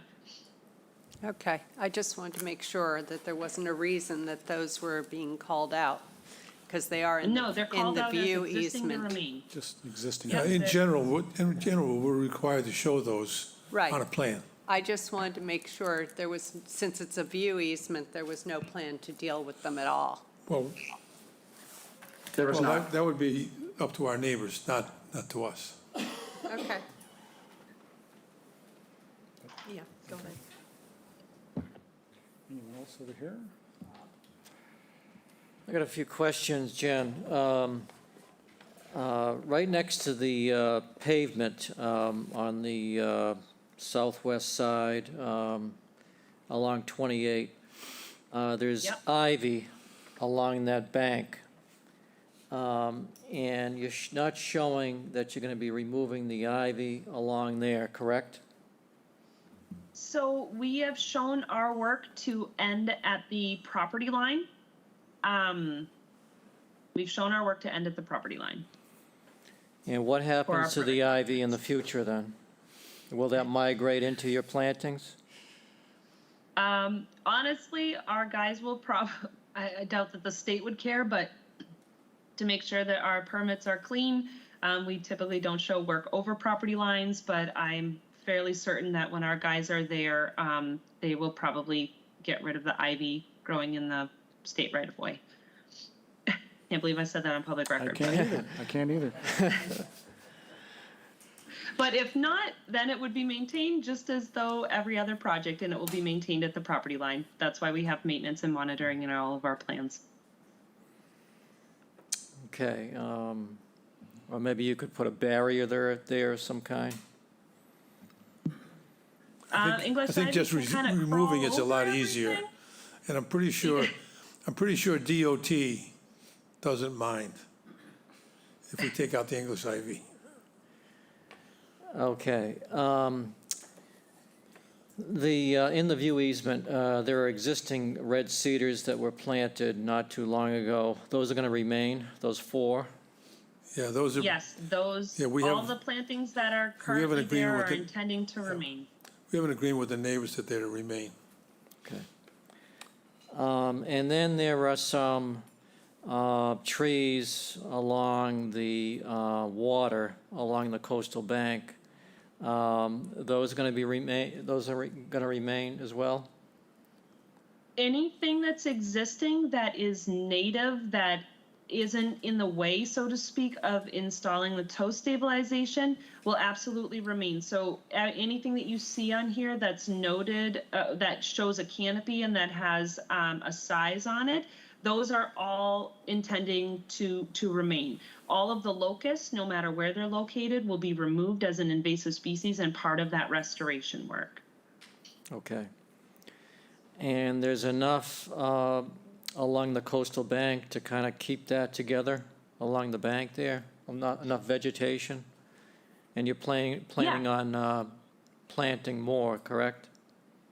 Yes, absolutely. So all these areas will be seeded. So like if I can go back to, so this area you can see is just up from the dock. This was included in that other restoration work from a couple of years ago. But you can see that it's very well vegetated with both shrub and native grass components. So this look will be the continuation all through this work area. So that will continue from here all the way over. It's just that the shrub plantings will be out of the view easement. So this area would just be the grasses, and then the shrub plantings would continue outside of the view easement. Okay. Okay, that's all I have for now. Thank you. Yep. All right, so this is a tough one in that so many trees are coming out, and some of them are, as you say, invasive. However, you know, I've made the point in the past, many occasions, that trees still provide some ecological value. So the fact that we're removing 19, my count, 19 trees, and planting 0 trees is a tough nut to whatever. And now that I understand the view easement situation, I understand in part why. My question is, or a question is, can any of those trees that are being removed in front of the house be replaced with natives? I'm sorry, what'd you say, Bob? Can any of the trees being removed in the front of the house, street side, be replaced with natives? Well, So- I thought Jennifer provided a perfectly good rationale why they don't want to put trees Well, I'm gonna under ask, the overhead power line. I'm gonna ask her, I'm just gonna ask the question. So, yeah, we can add trees, but this area is already pretty well canopied. There's a number of pitch pines, and you can see there's a number of very small, we noted everything. We noted a 2-inch, a 6-inch, a 3-inch, a 3-inch. There are a lot of seedlings in here. In addition to that, we also just planted a couple years ago all the cedars along the property line, which are going to get much bigger. So I understand the numbers game that you look at as commissioners, and I totally get that, and I absolutely respect that. But from basically a site carrying capacity, in the areas that we're looking at, given that there are overhead power lines, there's a house, we're on the top of a coastal bank, and there's built elements right in it. I mean, I can jam as many trees as you want in there, but I believe the carrying capacity of the site in terms of large canopy trees, we're kind of full up. Certainly we could put some seedlings in, but we're going to have plenty of mature trees here. Yeah, to be honest. I guess maybe what I'm thinking is mid-story trees, shadbush, things like that. Yep, we can, honestly, I don't think that the owners would have an issue with that. Like I said, they're very ecologically minded. The only place that I can really think of where it would be most appropriate is probably in this area. There may potentially open up, some gaps in canopy here, but that's certainly something that we can take a look at with the owners. Like I said, I don't think that they would necessarily be opposed to it, but I just, as a landscape architect and an ecological restoration professional, putting trees in a lot of these areas this close to development and where people are constantly in use, and with the coastal bank and everything else, there's just not a lot of, I think, good long-term options here, to be honest. Well, Mr. Chairman, if I, just to comment, the owners have texted me and let me know that they'll work with Jen to provide some trees between the house and the street. Okay, right, yeah, I would appreciate just a little further conversation about it, because as you both know, we have a 1-to-1 replacement ratio in the rural and the outer R, and the 2-to-1 in the NDZ, and most of this house is in the NDZ, so it's a lot of trees coming out with the 0 going in. It's just a hard thing to accept. We can, if just I'm asking you to do the best you can to see if there's any way you can make it easier for us in drafting this order, say, well, we just waive the entire requirement for tree replacement. So respectfully through the chair, it should also be noted that the actual mitigation requirement here is 500 square feet, and we are proposing 2,000 square feet of restoration True. work. So we are doing 4 times the amount of required mitigation per the calculations. So You are, and you're putting some biomass in there, and that's noted. But there's a specific tree replacement rule that we're looking at as well. Well, you just do the best you can, and so let me back up a little bit. The trees that are in the view easement, were any of those planted as a result of the restoration order, or were they pre-existing? These were all pre-existing. These little cedar trees that are in are part of that. So again, that area, these are some of those existing oak trees that are showing on our plan that are proposed in our to remain. So they're clearly they're not old trees, but they're much more mature trees. They're not just anything that was planted, and that's these trees down here, what you're seeing in the photographs. Okay. These two. And all right. Okay. So you're going to have maybe another conversation, and Yep. what we haven't talked about at all are the fiber roll arrays down the bank. And so the purpose of those is to prevent erosion adjacent to the driveway. Is that more or less it? Yeah, there's an existing scarp all along the bottom here, and there's nothing growing. There's also the culvert under the road here. There's nothing growing on there. Here's an example looking at the bottom. So you can see that things are just kind of slumping over the top, and there's literally no ground cover or anything. It's shrub honeysuckle with, there's Norway maple in there, and then there's that big locust tree is right here, that its roots are half exposed on the bottom already. So this is kind of the state of the existing bank and the toe underneath. This is like a cavity kind of underneath this fallen shrub honeysuckle. There's a scarp underneath here that's existing. Okay. All right. I don't think we've ever dealt with an osprey nest installation. Are there other approvals that are required for that? No. We're the only approval? Well, it's all above mean high water, so there's no Chapter 91 license required. And it's not considered a structure within the meaning of our zoning bylaw, so Okay, no. all right. We usually just do them by administrative review, All right, because they go in with hand tools, dig it, right. post it, and then it's done. And will they nest close to the house? They will nest on top of houses, actually. If I recall, I think Sean had a project where they had an osprey problem. Okay, all right. I just, there's an osprey nest that we hike by in the woods, and we get within 100 yards, they leave. So I would just. Yeah, they actually had a nest out at Eastwood Point where they just did the movie on the old house. So before we tore that house down, we built a nest because they were nesting up in the wooden frame around the chimney. So. Okay, we all made right. them So they're not as picky as, They do- they're not as picky as I thought they were. All right, No. okay. Anything else, Bob?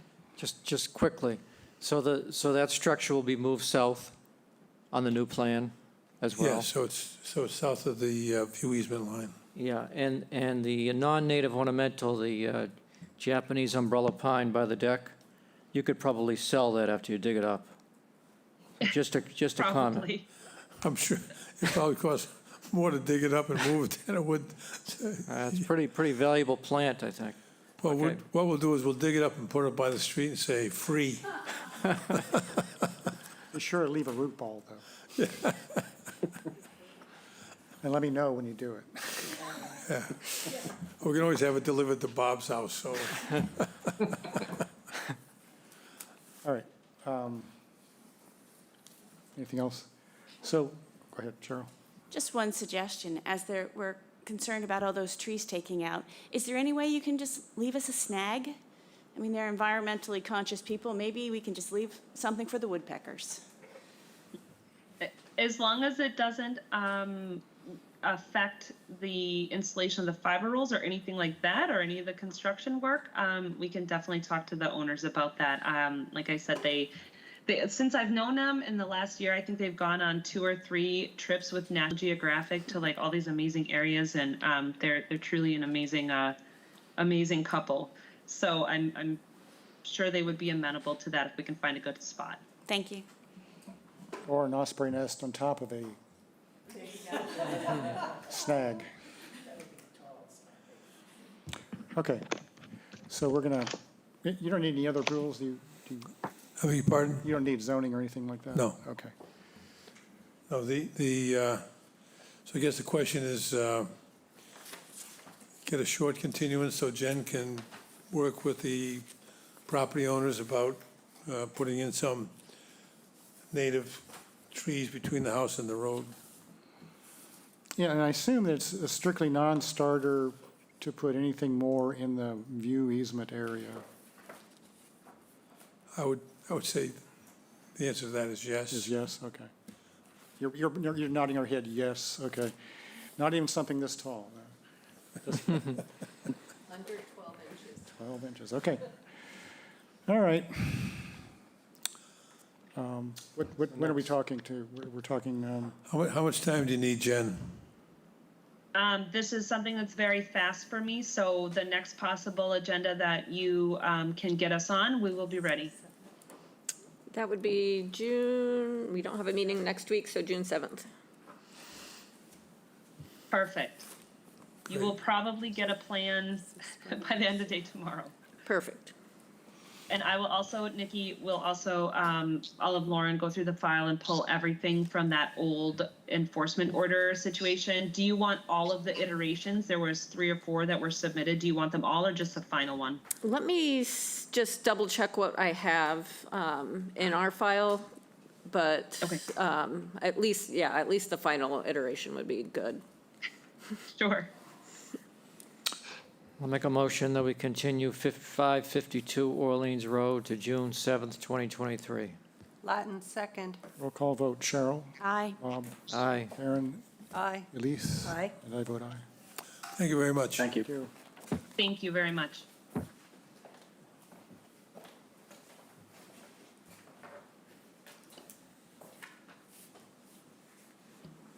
All right. Next is technically 16 Windmill, but does anyone have a problem with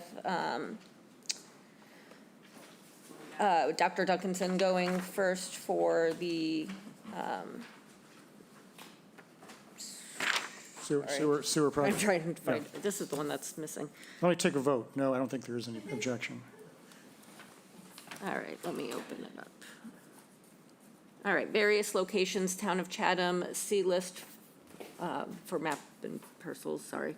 R 23-9, construction of a gravity and/or low-pressure sewer and appurtenances along portions of the roads. Work to be constructed within the road right-of-way and under existing road surface or in the shoulder, trench to be opened and closed the same day, restoration of road surface within the existing paved limits. And can you pronounce the word for us? Pertinent. Appurtenances. Pertinent. Appurtenances. Thank you. Good afternoon. Robert Duncanson, Director of Health and Natural Resources for the Town of Chatham. This is very similar to other RDAs that you've seen in prior years, where we're expanding the sewer system to a variety, we're proposing to expand the sewer system to a variety of roads, and in general, we end up within the 100-foot setback to various wetland areas. These are all existing roads. They were put in decades ago. We're going to be putting the sewer generally down the middle of the road and then running laterals over to the various property lines. But because we are within that 100-foot buffer, we do have to come to the commission. We've generally done it as an RDA because, again, we're working within the center of the road, within the paved surface. The trenches are open and closed the same day. And then we pave every Friday. So the environmental impact is minimal. We don't have stockpiles of material or anything like that. What they take out of the trench is generally what goes back in the trench, or else we take it to an off-site location and bring in, the appropriate material by truck and just put it right in the hole. So there isn't a lot. And most of these roads, as you know, on Cape Cod have Cape Cod berms, and water doesn't tend to run uphill. So if we do get any, storm events during construction, it's all contained within the paved surface and into the existing drainage systems that are already there. So I think with that, I'm happy to answer any questions. All right. Questions? Dr. Bob, would there be any erosion control, like on a hill or something like that? Or if there was a catch basin nearby and you didn't want the sediment to go into the catch basin? Yeah, How do you control that? All the catch basins are protected during construction with silt sacks. Generally, the engineers will lay out where they're proposing erosion control on the plans. I'll be honest with you, I generally go out ahead of time with the contractor and review it because the engineers tend to, as I said, put stuff when there's an upslope. They will put, a hay bale line just because we're within the 100-foot buffer. But we go out and look at it in the field and say, again, water's not going to run uphill. So, we generally make those in a field decision and put it exactly where the potential is for a problem, as opposed to just, 300 feet along the side of this road when, everything's pitching the other direction. So, yeah. That's all I have. All you got? All right.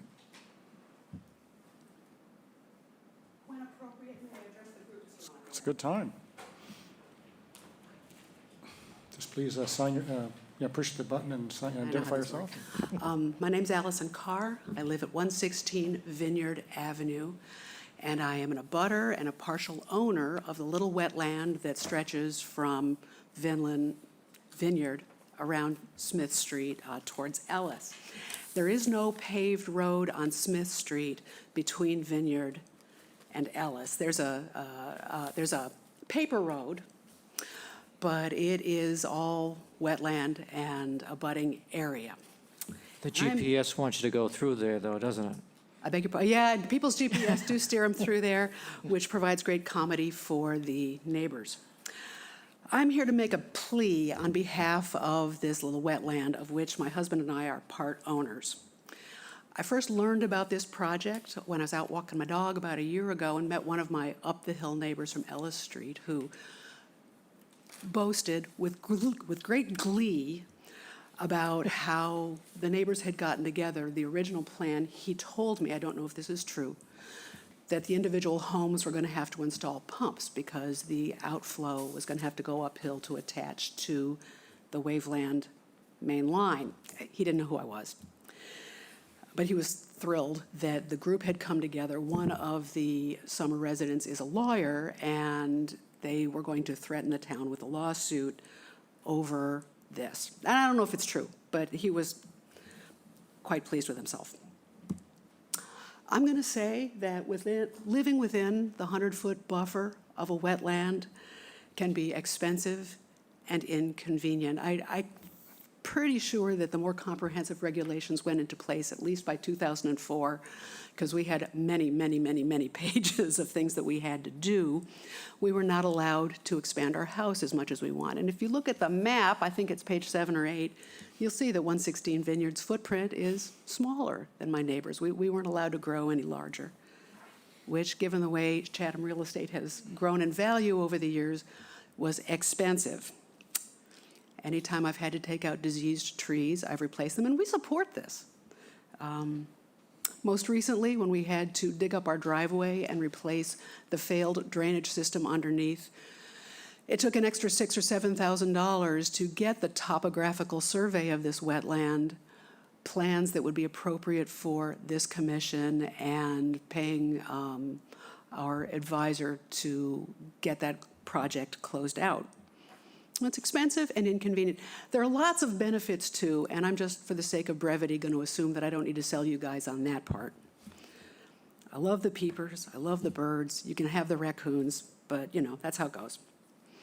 Now, a little bitty wetland like this, surrounded by homes, many of which are second residences, is particularly vulnerable because nobody is terribly invested except me and my husband and you guys. Trees get cut on a Sunday afternoon usually. Mowing happens, structures get built. I know that one of my Smith Street neighbors was recently back before you after having cut some trees. It happens a lot, and many see the inconvenience and expense of wetland living as a real negative, and some view it as a bit of a game, like the neighbor I was just grousing about. The only body that has the muscle to protect this little piece of land is you. And I'm not real excited about having a sewer outflow pipe go from Ellis Street through to Vineyard Avenue in order to protect a whole bunch of second homes that, given what has happened to Chatham real estate over the last couple of years, are all worth in the neighborhood of $750,000 to $1 million. Yes, it will be expensive and inconvenient to install individual pumps if that is an option. But given the value of the real estate, not prohibitive. That easement, that Smith Street paper street, is lined with gorgeous, mature 40-foot trees, some deciduous trees, some evergreen trees. I couldn't tell you which ones are native or not, but that's a lot of the tree mass in that little wetland. Probably the rest of the biomass has a lot of English ivy, so I can't afford to pull it out.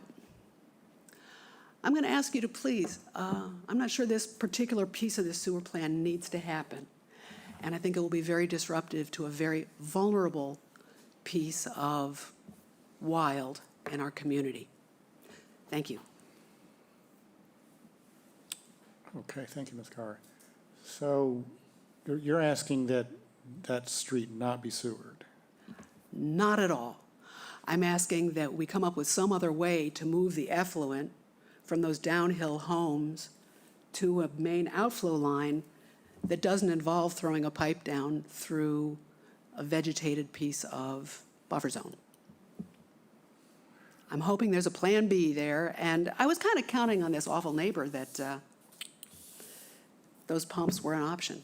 But I don't, I'm not a town planner and I don't play one on TV. I don't know what plan B would be, but I'm hoping that we can just save this piece of turf.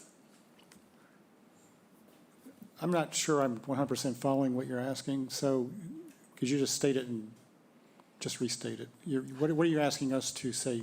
I'm asking you to say no to the outflow pipe that will run from Ellis Street through that 100-foot adjacent wetland across a street that is not paved, but rather is a stretch of land that's full of mature trees adjacent to the wetland that connects to Vineyard Avenue. I'm asking you to say no and see if we can come up with another way to move the sewage from those homes. Okay, so is there an outflow pipe? I didn't know there were outflow pipes. There is no outflow pipe. Okay, I don't know the correct language, but there's a pipe, yes? There were discussions with the neighborhood, because originally we had the lower end of Ellis Street and a couple of the houses on that section of Smith Street, which is up on the screen right now. We had that section on, originally proposed to be low-pressure sewer, meaning everybody would have had grinder pumps. We had some discussions with the neighborhood, and originally the property owner at number 5 Smith Street, which is the house, right there, was going to provide property to put a pump station in, to be able to pump it back up Ellis Street to Waveland. Working with our engineers, we determined that we could actually run the sewer line along the paper road. That is a paper road for Smith Street. Ms. Carr is correct, it is not paved. But we could run a sewer line along there and connect to the sewer out on Vineyard Ave. There is already gas along that stretch of road, so it is not virgin territory. It clearly has been disturbed in the past to put underground public utilities in. In discussing with our engineers, we believe that we can do this by directional drilling. So in other words, it wouldn't be an open cut situation for the sewer main, because actually the sewer, because of the topography there, is going to be very shallow. And so we believe that we can do it with directional drilling, because it's not a very long stretch. Right where the wetland is. But as I said, that area has already been disturbed in the past, obviously, to put gas lines and all in. We will not disturb any of the mature trees to get this in, because those trees, theoretically, that road could be considered a road again at any point in time. The fact that it's just never been paved, I don't know why it was never paved originally. It is a private street. But there's nothing to prevent the property owners that have control over that road from deciding tomorrow that they want to put it back or put it in as a real street.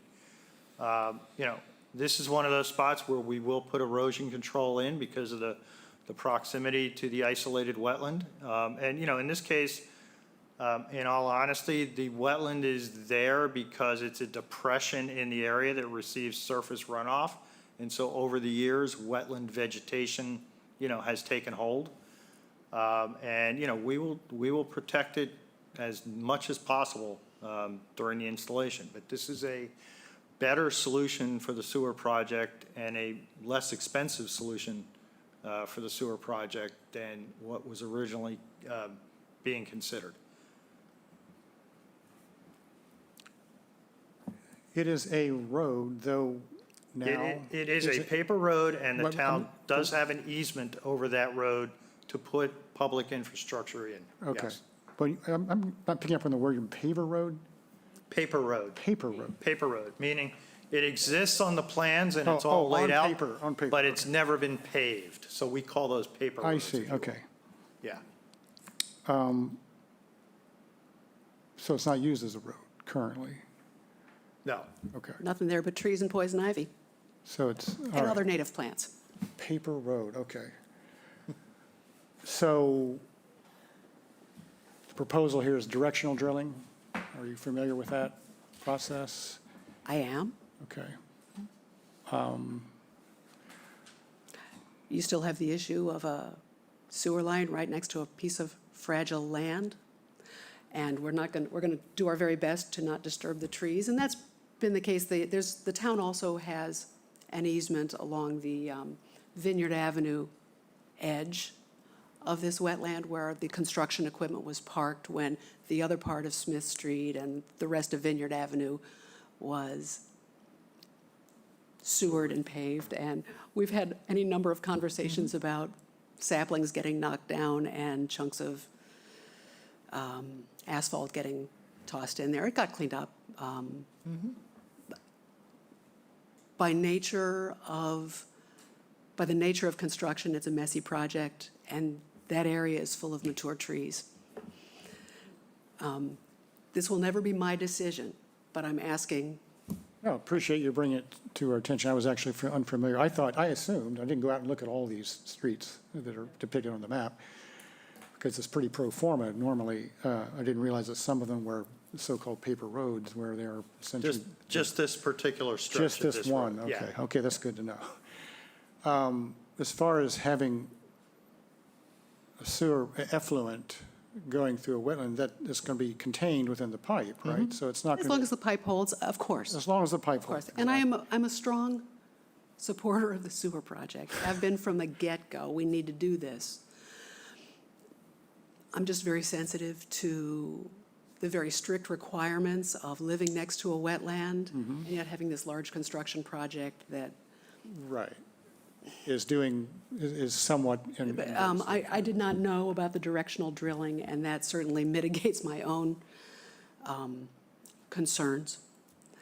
I have plenty of concerns left because I have some skepticism as to how perfectly we could manage it. It will be challenging, given that it's lined with mature trees and it's heavily vegetated. Well, we have assurance that no trees will be removed or damaged. I imagine some vegetation will be affected. Potentially not. You know, with directional drilling, you need to put 2 pits, one at either end. We just did this recently along several stretches of the bike path. And then you basically bore the pipe underground between those 2 pits. So in this location, you know, we could probably put 1 pit on either end and not disturb any of the vegetation in the middle. Okay. And We will work with the contractors to make that happen. And how deep do we go with that? In this case, some of this sewer, because of the topography, will be shallow. It'll be within about 3 to 4 feet of the ground surface. Generally, with gravity sewer, we're down deeper than that. But there is a dip in the road right about in the middle there. That was the primary concern, is it is going to be shallow. But we think we can, well, I shouldn't say we think, we know we can get it in and have the appropriate protection. Just because the other thing is, there is no vehicle traffic over the top. Generally, you need to be down deep enough so the vehicle traffic and truck traffic doesn't cause any negative impacts. In this case, that's not an issue because it is not a traveled road. Or at least at the current time. At least at the current time. And even in the future, it's just a small residential area. So, it's not like Route 28 where you've potentially got heavy tractor trailers or anything driving along. So none of those issues really came into play in this location. Okay. You know, and, you know, with regard to the, you know, being in close proximity to a wetland, you know, the reason I'm before you today and have been before you many other times with the sewer project, pretty much everywhere we work in this town, we are in close proximity to some wetland. And we're very cognizant of that fact, and that's why we do things the way we do, to be as protective as possible. But, you know, the overall goal here is to get this sewer in and restore our estuaries, our groundwater, and our freshwater bodies.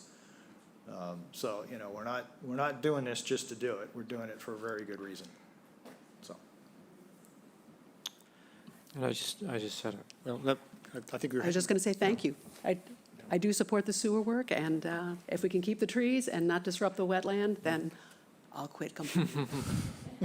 We will write, we'll put words in the order of conditions to that effect for this, especially for this area. So it's specifically called out that no trees will be removed or harmed. Directional drilling will be used. Terrific. And then with directional drilling, if I'm correct, they will kind of navigate around having to go through any major routes for mature trees, just for ease for, you know, the contractors, so. Yep. There, so you're welcome. There are also exceptions in the Wetlands Protection Act to allow this sort of work For to, public utilities, yes. they basically, there's less that we could do to say, we don't like that. Right. If anything at all. Yeah. Right. Anything else from anyone? I'll just make a note or two. Have a good night. Thanks so much, guys. Thank you.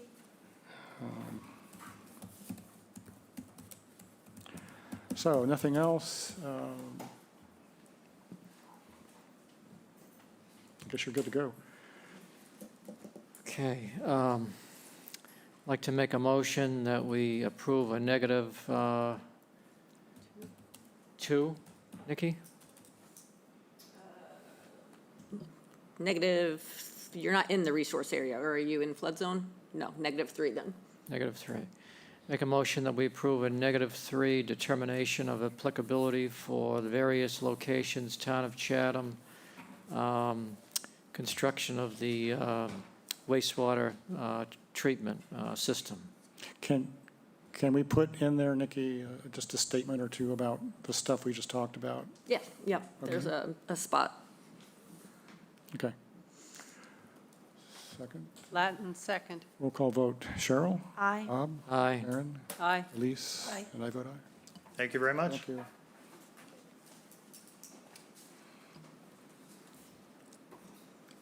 The next application is the notice of intent for 16 Windmill Lane and Halleck, map 16A, parcel 19H3, SE 103630. Replace cesspool with a new Title V system with an innovative alternative system, no addition to the dwelling. And the representative is on the screen. Good afternoon, John O'Reilly, representing the Hallecks. Can you hear me okay? Yes. Thank you. The Hallecks are in the process of putting the home on the market, and the house is currently served by a series of cesspools and very old septic system, and we are proposing a simple upgrade. Because of the high water and the low-lying area, we are proposing an IA technology, and then also drip dispersal leaching field. We are taking advantage of the natural landform behind the house so as to not add additional fill in the floodplain, which this entire lot is within. So I'd be happy to answer any questions. We're not doing anything to the house. It really is a straightforward upgrade. I thought this is the second time, I thought we dealt with this, and there was a request for dewatering notes. Is this the one that? I did I did add some dewatering notes that the tanks are going to be sitting in water, and the contractor has not been selected yet. And I believe I do have on there some notes regarding protocol and for that to be provided to staff. Right, yes. I was just making sure my notes are correct here. So you did add that, and I think it's the only thing that we asked for? I believe so. Yeah, okay. Questions, anybody? Hi, I was wondering what the access route was going to be off Windmill Lane. It's, the access is going to come through Windmill Lane. This lot is right at the T, if you will, of Windmill. And activity, the tanks are located within the driveway. So your main staging area is going to be the driveway area. And then the construction access to the leaching facility will be to the south of the home, and then, on the southeast side of the home. Because it's a drip dispersal system, we're talking very small machines, skid steer, mini excavator, nothing terribly large behind the home.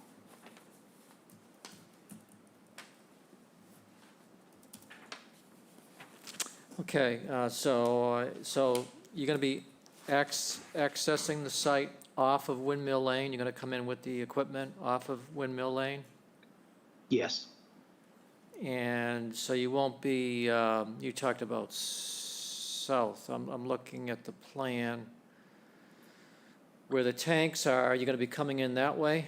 Like to the? Yes. Okay, so you're not going to be disrupting the other side of the lawn then? On the north side of the house?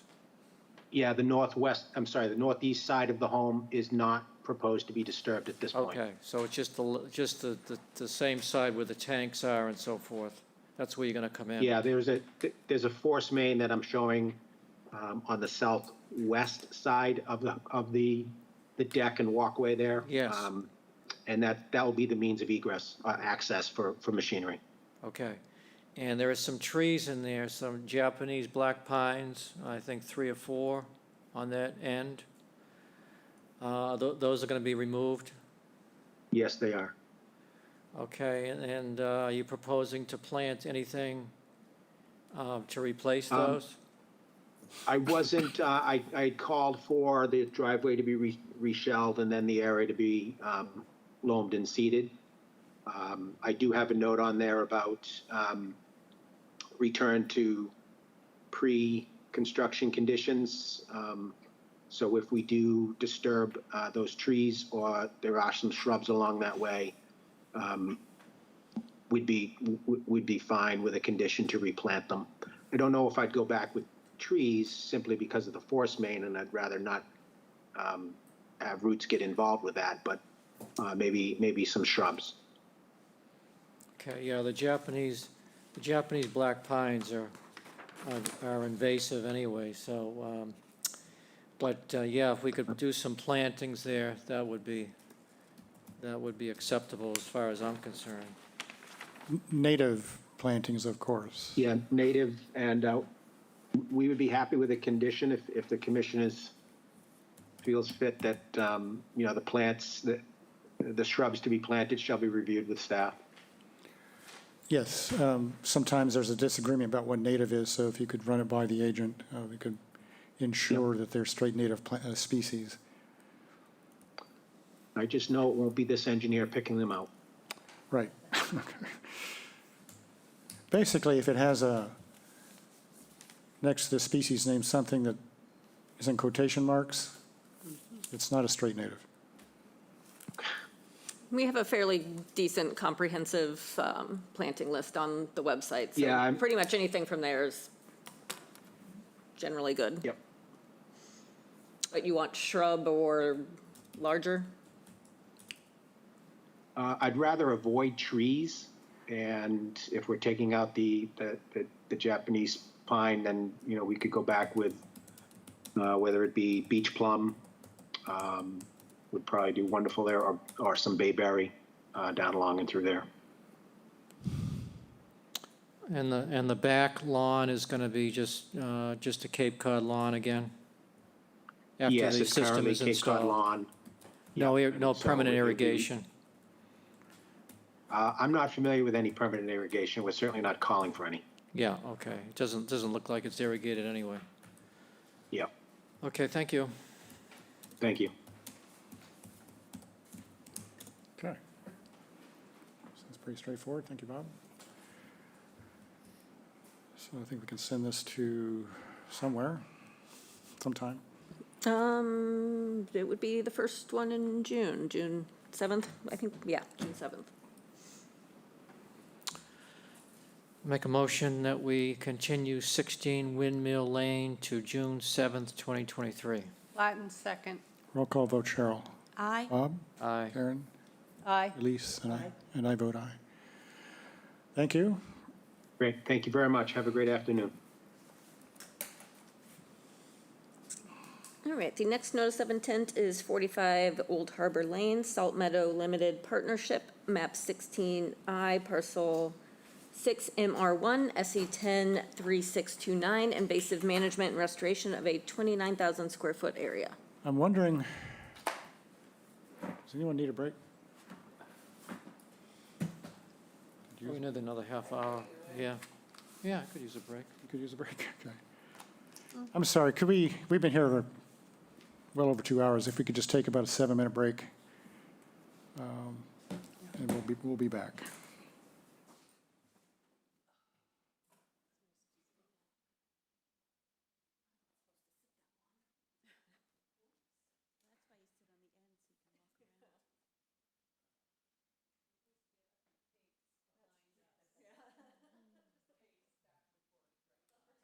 It'll be subtle. It'll be very subtle.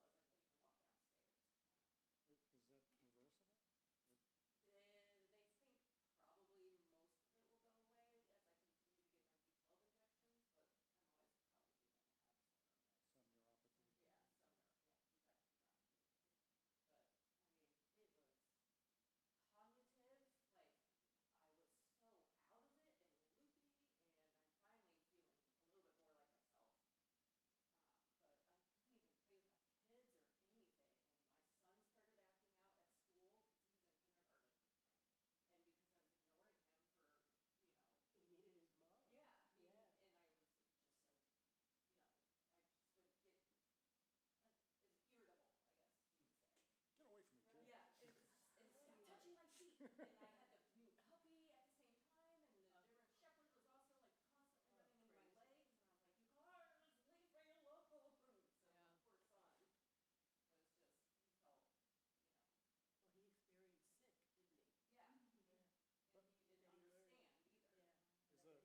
Mental stuff from the condition or from the B12?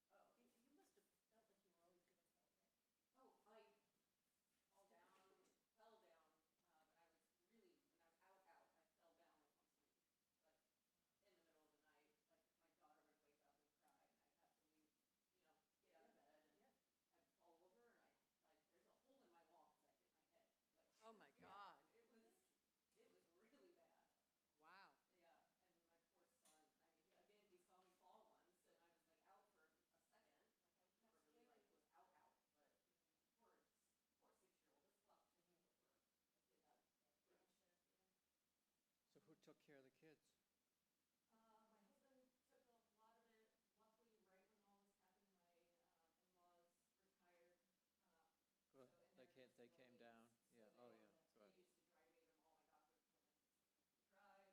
yeah, good. Good. At least you had the support, you know?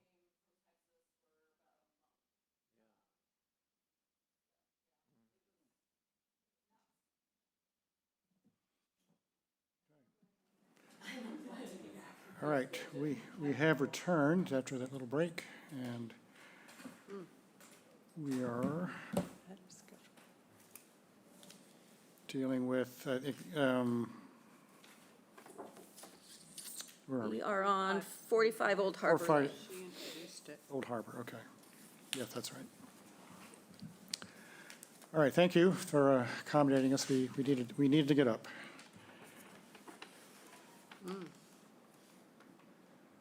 So if you, We have to, Nikki has to advertise the, She read it in. I think she did it already, yeah. Yep, I did, so we're good with starting for 45 Old Harbor Lane. okay. That's invasive management and restoration. All right, Hello, hello? Ian Peach here from Wilkinson Ecological Design, for the record. And I guess I could share my plan if that's easiest. Sounds good to me. Okay. Is this visible? It is. Thank you very much. So today I'm presenting an exciting voluntary restoration project to the Commission. It's just under 30,000 square feet. So for a residential project, we are excited when we can get up to this scale. And I would call it comprehensive on a couple different levels. One is we get the opportunity to restore and enhance not only a coastal bank resource area, but also a shrub swamp, freshwater wetland margin as well. So the two linked together across the project area really amplifies the ecosystem services benefits. I do want to add that in this southern area where that existing shrub swamp is, we have previously worked at 42 Old Harbor on the restoration of the interior and the margin of this wetland. So this is finishing and completing a holistic approach to a wetland restoration that also amplifies the benefits to the area larger than the parcel. What you're seeing on our proposed plan here is invasive plant management. We have many of the cast of characters we're used to seeing: porcelainberry, Asiatic bittersweet, multiflora rose, shrub honeysuckle, to name a few, spread throughout the area. We've broken it into two categories. In the green, the darker green, is the dense invasive shrubs and vines. And that's where we will be proposing a invasive plant removal, leaving some existing clusters of native plants like the bayberry clusters that are well established as shown, and then proposing a robust planting plan. In total for the whole proposal is 268 native trees and shrubs. And then you see the hatch that's a lighter green, and that's where we've identified areas that do have invasive plants that we want to manage to make this comprehensive and across the property, but don't warrant really as much planting or any planting at all. That would be more of an invasive plant management in these little pockets adjacent to the main project areas. I do want to add that we're excited about this freshwater edge for the species diversity we're able to get into this project. And also, we've had success in other areas in Chatham getting some of these really nice flowering pollinator species that are matched to a fact wet condition along a wetland margin. So from herbaceous to grasses to shrubs to trees, we really are able to crank up the dial on biodiversity here. We do have some minor tree proposals that you'll see. Most of them are just little fine-tuning acupuncture. We are proposing the removal of one red cedar, but we're proposing the replacement in a suitable area to enhance this existing cedar grove.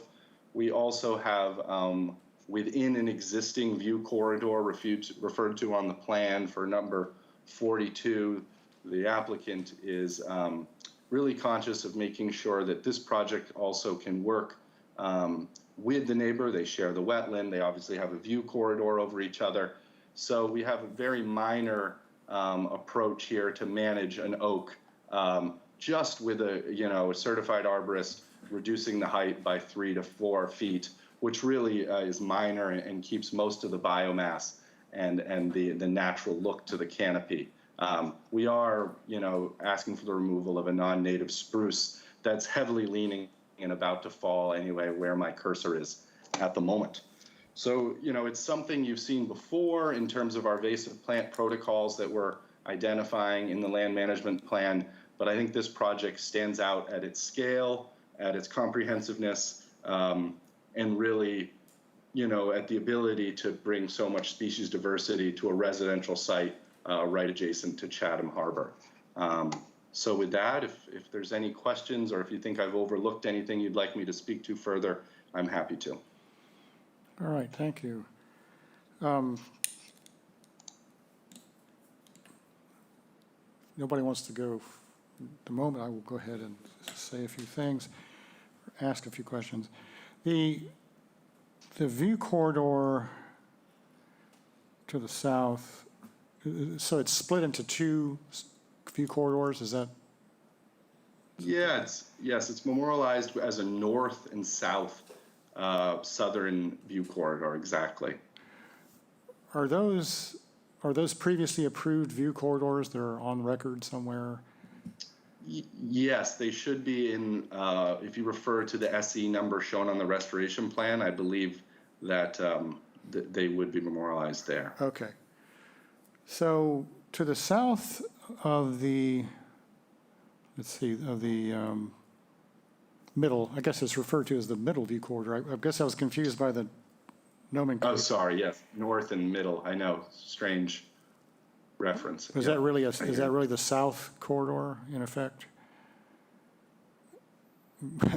Or, well, yeah. Which leads to my question, is there another view corridor to the south of it? And I only ask because it looks like there's some, it was a little hard for me to follow what is being removed and replaced in terms of hedges and other vegetation, but is the intent there to create a view corridor to the south of what is referred to as the middle corridor? No, I'm sorry about that annotation, any confusion. The intent is just to capture these and overlay them to show some of the logic behind, a few of our limited movement proposed land management activities, namely in what is being referred to as the middle vista corridor. We have that oak being reduced in height is the primary tree move in one of the corridors.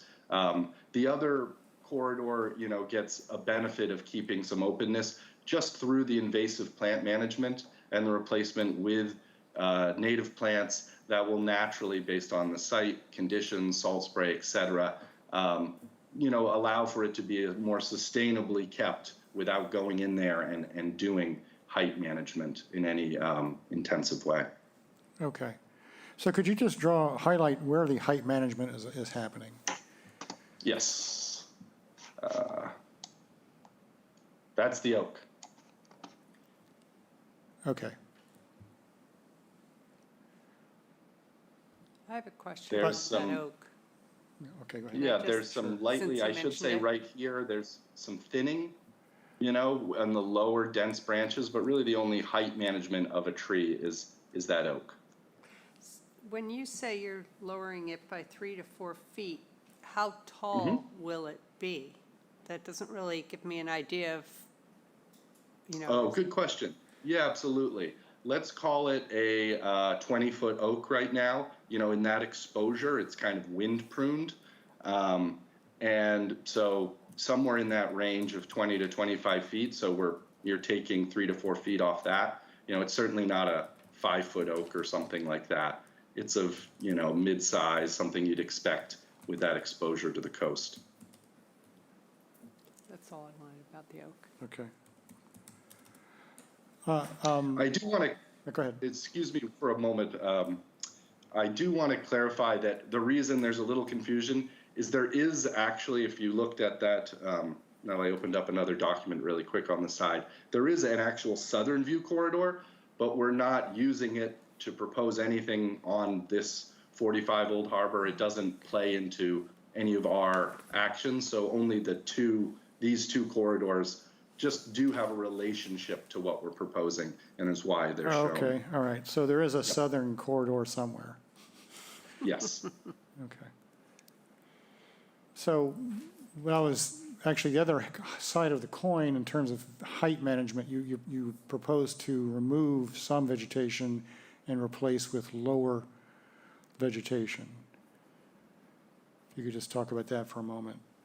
Yeah, it's something, so maritime shrubland, a lot of those species, instead of proposing plants that are going to grow to a height that where people are going to have to go in there and actually maintain physically being in the resource area, we just feel like it's a more sustainable approach to select native plants that'll naturally stay within a height. So there, people aren't having to crash around in a resource area and manage height. So we want to try to limit, activities in the resource area after we do this initial intervention. Right, and where is that? Could you just highlight it? Oh, yeah, sure. So, I'm just basically speaking broadly in this whole area of the plants that are proposed, how they're proposed and laid out. The logic extends a little bit, across the bank, not completely on purpose. A lot of the right plants for this place happen to be, high tide bush down at the lower part of the coastal bank, and your maritime shrubs, beach plum, bayberry, in mid-bank. And then you see strings of your lower native plants like Carolina rose and sweet fern at the top. So that would correspond to the upper view corridor. Correct. That logic can be seen there. Yeah. But you're not removing trees in that area. You're removing vegetation that's higher like than. I said, it's really only. I'm still highlighting highlightability here, maybe. Well, that just highlight a bunch of things, but there is a cedar to be removed and it's to be replaced. Is the main takeaway in terms of tree removal and tree replacement. There's also a spruce to be removed that's leaning and falling over and in decline, and a little bit off the bank closer to the lawn area. Yeah, I'm actually trying to zero in on the non-tree height management. So sure, there's I have my notes here that there's a swath of bayberry that's going to be maintained at 5 feet. Yep. And I couldn't quite tell where that was. So that's right here with the existing bayberries to remain, where my cursor is moving. I don't know if that's showing up, but all right. If it is, but right there. Okay. And that's in the southern. You're correct. In the land management plan, there is a proposal to maintain the height of bayberry pruned annually to 5 feet. In this location, it's not growing much higher than that, but it is something we wanted to include. Then you're also referring to swaths of cedars, I don't know if that's my words or your words, that have been height maintained and we replaced with shrubs. Yes, exactly. So there are some cedars within the project area that have been shorn severely and have just really lost their ability to function as a cedar. And again, instead of leaving them there and having to go in and prune within those view corridors, we figured the removal of those cedars with the replacement of the maritime shrubs was a more sustainable approach. Okay. Oh, you already asked, Jen, was it, Karen, you want to know where they are? Yeah, I don't see where you are highlighting cedars. Well, you do see, invasive plants around cedar to be removed, but that, I don't see where the cedars you're talking about removing now that have been maintained to a 5 foot are being removed. Can you tell me, highlight that? Yeah, they're exactly where they are. I'm going to be, maybe not Well, get it exactly, but area. they are in the, yeah, they are within the view corridors. Oh, okay. Because those aren't marked on the plan that I'm seeing. That's correct, and that is something we could add as a note to clarify, you know, a location, a spatial location. It's just referred to in the text in the land management plan. Right. All right. Saw that. Yeah, it would be good to make that more clear. I was really having a hard time matching up your narrative with where those areas are. The non-tree, you called out where the trees are being dealt with, but not where the lower vegetation is being dealt with or replaced or height managed. Okay. But suffice to say, it's all happening within those two V corridors. Correct. Okay. Are those view corridors, okay, never mind, I'm not gonna ask that question. All right, anybody else? And that was basically the only point of confusion I was suffering from, I think. I got just a couple of things. And the cedar, eastern red cedar to be removed, why is that being removed? Yeah, that's a good question. You know, I can't say it's in complete decline or anything like that. It was more a preference of the applicant. It's right at the top of an access step, and it's something that usually needs to be managed and just trying to locate a cedar where it wouldn't be in an area that's right up against the access and being shaded out by the spruces. So we sort of trying to remove it and replace by one, you know, place it with one down to the south. Can you prune it up away from the steps? Certainly that's a possibility, yeah. I mean, I think it's a pretty good tree, though. I mean, I can't remember exactly because it's been a couple of weeks or so since I looked at it, but it did look, I think it was pretty tall and healthy.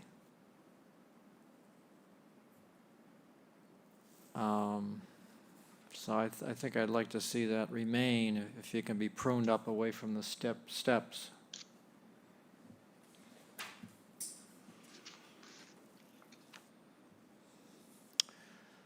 And the spruce that's leaning, that can't be guyed up at all, huh? No, that one I can speak to. It's, you know, it's on a full lean and also just probably not worth it. It's a grove there of other trees that will be more, you know, have space to grow with the removal of that as well. So, you know, we're still going to have good canopy biomass in that area. Right. I mean, other than that, I mean, I think it's a good project. You're getting rid of a lot of invasive vegetation when replanting with natives, so I can't knock it. And do you have a lot of wildlife in that area? Probably, huh? Yeah, it's really exciting, you know, edge of these different resources in a larger context. And that's why I wanted to spend a moment in the introduction to speak to that. You know, we get the opportunity of freshwater shrub swamp, coastal bank, you know, adjacent, as we all know, the adjacent beach and areas to this as well. So we're excited to, you know, a real improvement to the overall neighborhood when you're starting to work on this scale for wildlife. Okay, that's all I had. Thank you. Thank you. Okay. So we've talked about a couple of things. One is whether that cedar can be saved. I guess that's a conversation with your applicant.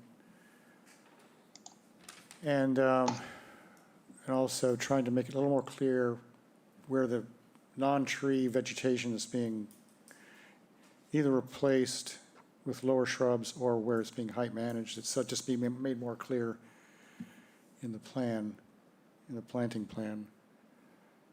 Other than that, I don't know what that means in terms of, I mean, I think I echo, I'm sure I speak for everybody that there's not a lot to dislike about this plan overall. It's obviously going to be, we're getting rid of a lot of invasives, replacing them with a 30,000 square foot of area of restoration is always a good thing.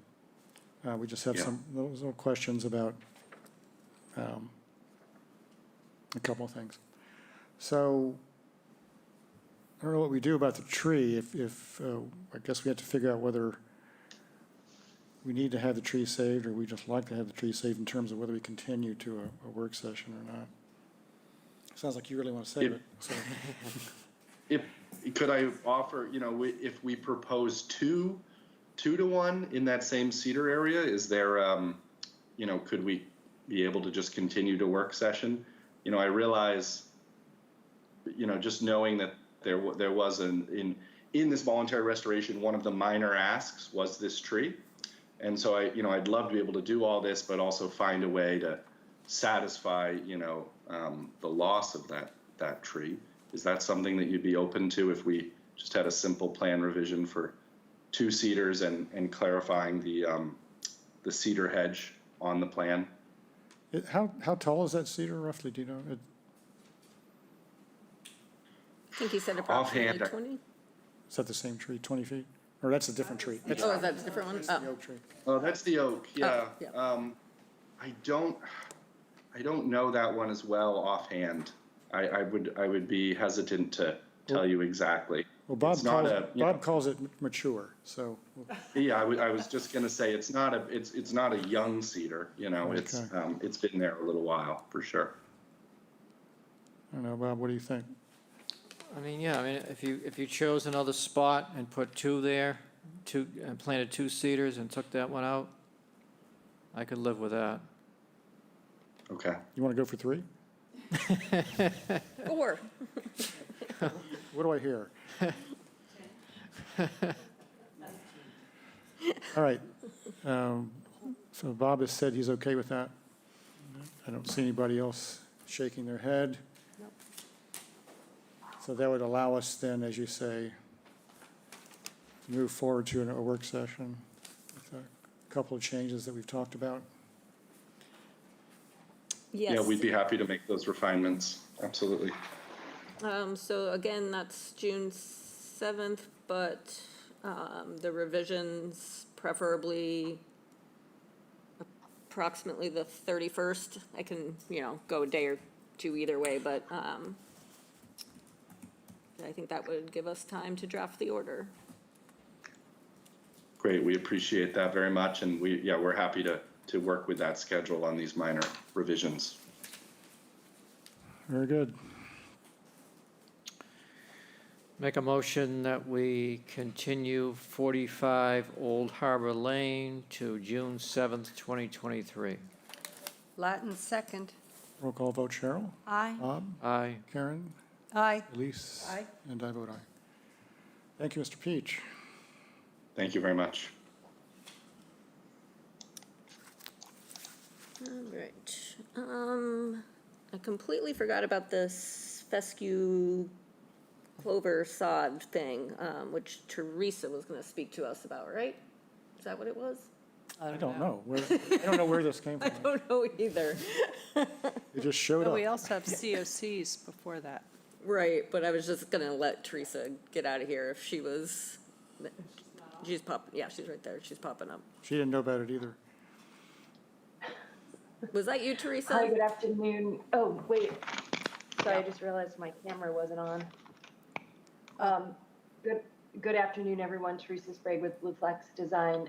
Nikki, I'm not sure how you want to introduce the discussion. I appreciate you putting this on the agenda and having the opportunity to discuss it. Yeah, so we'll just, we'll move into this. So just discussion of a fescue micro clover sod mix. I vaguely remember saying I put it on an agenda, and I don't remember why. Yes, you did. So thank you. So I had reached out to Nikki via email because there's some ambiguity in some of the orders of conditions regarding the use of sod. I know previously the commission prohibited the use of sod in their buffer zone, in the 100-foot buffer zone. And I suspect at the time that that was done because the sod that was available was mainly non-native European cool season pasture grass, Kentucky bluegrass, et cetera. And so that was why sod was prohibited. I'm not sure if there were other reasons for prohibiting sod that I'm unaware of, but with the recent, or actually in the past 5 or 6 years, the sod companies, particularly Sodco and New England Turf, both out of Rhode Island, where we get our sod generally for this area, are both now providing options, including microclover fescues, different fescue mixes, and there's a lot more diversity, and the sod is a lot better quality for use in jurisdictional areas. And so what I was wondering is if the commission felt comfortable, or where the commission stands on the use of sod. What my question to Nikki was, if a homeowner prefers to use sod, if that's something we have to come back for a field change request, if that's something the commission would consider or would be open to in including in the order of conditions if it's specified in a plan. I think personally, the using sod requires a lot less inputs to get the lawn established, less water, less fertilizer to initially get it established. It stabilizes bare soils very quickly, and it also allows homeowners and for us for access areas over where we couldn't normally walk on or move on a hydro-seeded lawn for several weeks to months after it's initially installed. Whereas sod, after a few weeks, people can walk on it, you can move across it without damaging it.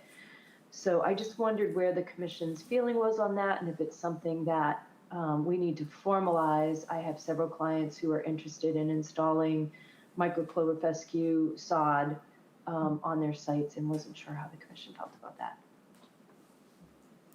Okay, well, I don't think I was around when previous commissions took a stand against sod. So. Yeah, I mean, like Teresa said, it was more of a just, you don't want the golf course, like I always say, golf course lawn installed, which used to be, I think, pretty much what sod was. And now that they have the new mixes, can we revise our template to say, you know,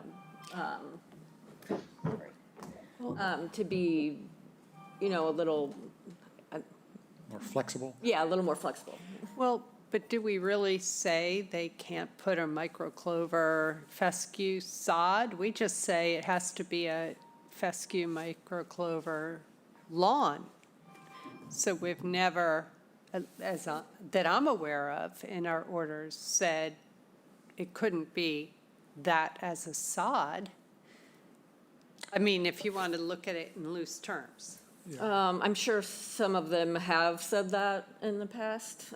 But I don't think it's in our template. It doesn't, I don't think it says no sod that I can recall. Or does it? Yeah, it doesn't specifically say that sod is prohibited, but it says a fescue microclover seed mix. And so I just wanted to clarify, because previously in older orders of conditions, sod was prohibited explicitly. Okay. So it's just a little ambiguous, and I just didn't want to overstep and let clients know that yes, sod is okay without, and I was a little unclear if you did consider it to be okay, or if we needed to come back and make a field change request every time a client proposed the use of this fescue microclover sod. Yeah, I understand where you're coming from now. I guess it would be helpful if you had product information on the sod, because, you know, I could see, you said it came from Rhode Island, and. That's where the sod is harvested. Basically, there's two major, in Kingston, Rhode Island, there's two major companies, like I said, Sodco and New England Turf, that provide most of the sod for all landscape installations in this area. In particular, Sodco does what used to be called the Black Beauty mix, which was the fescue grasses mixed with microclover. And they started growing that as a sod several years ago, and now they've even added more diversity. Right. And so I think it would be good to see their claims with I can regard to definitely provide what's stuff. in those, yeah. Because, we've recently also had presentations on another approach, which is, I guess it's not really hydroseeding, but it's similar to that. I forget what it's called. We had someone from Wilkinson here present on something that can be sprayed. Maybe it is hydroseeding, but it's a I new think it was way. hydroseeding. Is it hydroseeding? Okay, but, and, whether or not we would be okay with that, and we heard the presentation, we learned about it, and then we said, well, seems okay. Wasn't that the one where they had to do two different Well, things? they could do different things. Yeah, then if you didn't do them together, it wouldn't be as successful, Yeah, I think. Oh, yeah.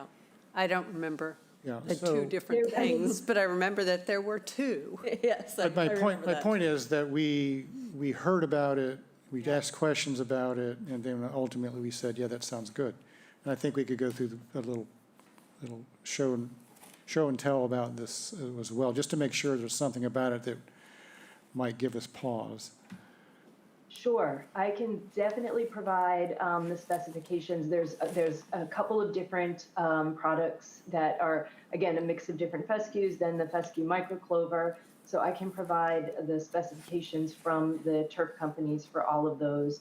I think ultimately, especially with hydroseeding, and you can hydroseed any kind of grass, so that's without a doubt, or slice seed. So maybe it was a hydroseed and slice seed mix that they were doing. But you have to hydroseed, by a certain time, or it's not successful. You tend to get a lot of weeds. So allowing sod really gets good coverage, gets the bare soils covered, gets the grass growing. And of course, this is only in areas where any kind of turf lawn, I'll put that in air quotes, has been approved. Yeah, we don't approve turf lawn. Well, I mean lawn that's meant to be used for recreational purposes versus cool and warm season grass meadows, which is something else. Right, right. The devil's always in the details, but yeah, if we could see some literature, I'm guessing that we would probably not be objecting Okay, I to will it. submit that to Nikki. So just with that, I would suggest not having to do field changes for all of these, and then maybe as addresses come up of people, say we approve her mix, as clients come up for Teresa, I could just write, a typical letter that says, yes, this seed mix is fine, once we approve Yeah, the actual mix. right, right. Yeah, so So that, I don't see the need to go to Maybe field we changes just- for all of these, or. Maybe we just take the word seed out of it and say a fescue microclover mix, and then it can be interpreted which way, but for now, You mean, you're talking about the template? Is that what yeah, Yeah. if we just take the word seed out, then somebody could make that decision once we've decided that this is truly okay. Yeah, Yeah. we can fiddle with the template language once, But just as far as, not requiring Yeah. her to do a field change for every single property that wants to use this. agreed. That would seem wasteful. I just had a couple of concerns. Okay, here we go. So the sod has some topsoil with it. It's coming from Rhode Island. And what kind of, there are going to be some weed seeds in it from Rhode Island and what have you. Is that a general concern? I don't think so. I can, there's a site in Orleans that we have recently done where we've used this microclover fescue sod mix, and it looks phenomenal. It's done so incredibly well, where we would be struggling for fighting back weed seed in loam that's brought in and then hydroseeded and then watered, with the amount of water that's required to get hydroseed germinating and then established, and then the starter fertilizers that are needed, and then follow-up fertilizers that are needed to get it established. In my experience, the sod goes down, it roots in very quickly, it kind of buries any of the weed seed that might be in the loam, and so I've had no significant issues with this in other areas where we've used it. And you have to use the starter fertilizer with the sod as well, correct?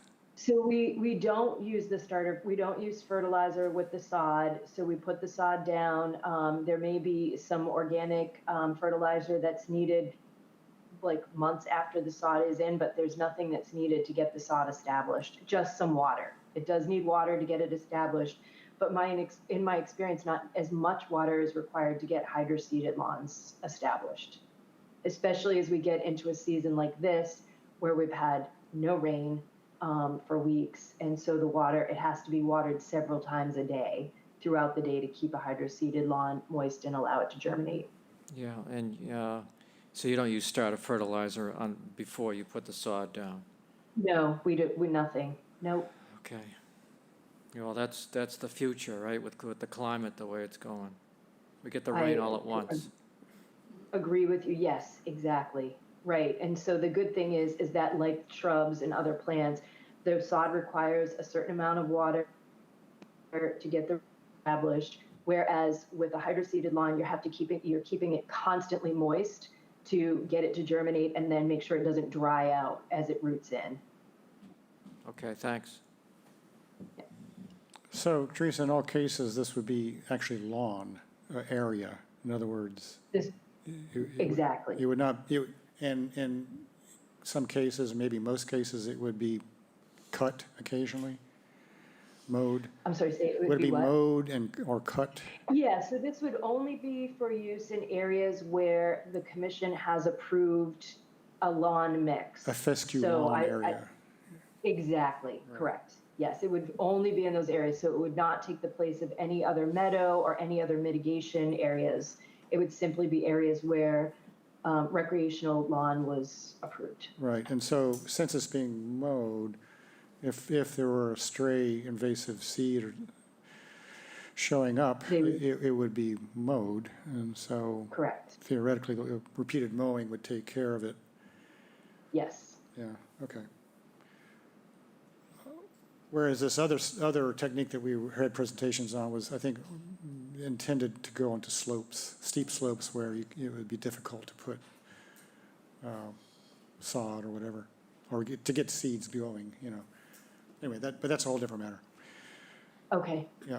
Okay, so I don't know how procedurally you handle this when people say, well, we want to use sod here, and I mean, I don't think I mean, you can do an official vote if you want. I don't think it's, I mean, just to get the word out, once we look at the literature, once we, maybe have another little discussion about it, and then we give it a thumbs up, and then how do you get the word out to people like Teresa to say, well, we don't need to do a field change request when we want to use the sod. I mean, most people will just contact me if they have. And you'll just tell them then, okay, yeah. all right, okay. Okay, I will get that information in the literature on the different mixes over to Nikki, and then we can go from there. Yeah, right. Maybe another short discussion, maybe, I don't know, we'll find out. Okay, perfect. All right, thank you. Thank you so much for your time today. Certainly, thanks. All right, we skipped the COCs. All right, yeah, back to the COCs. So Paul did all those site visits, so I don't have a lot of information to give on them. But I believe I posted the,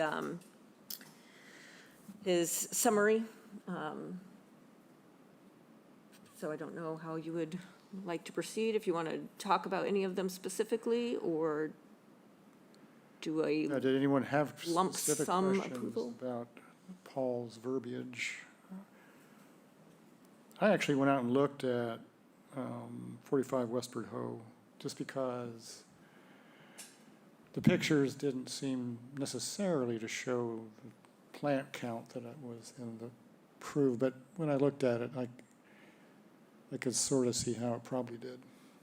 It's not a good time of year in some cases to figure out what's there and what's not, but I did go look at it, and I didn't. That's a interesting side note. I feel like I've had a lot of plants that have been in for 10 years at my house that have all of a sudden died this year.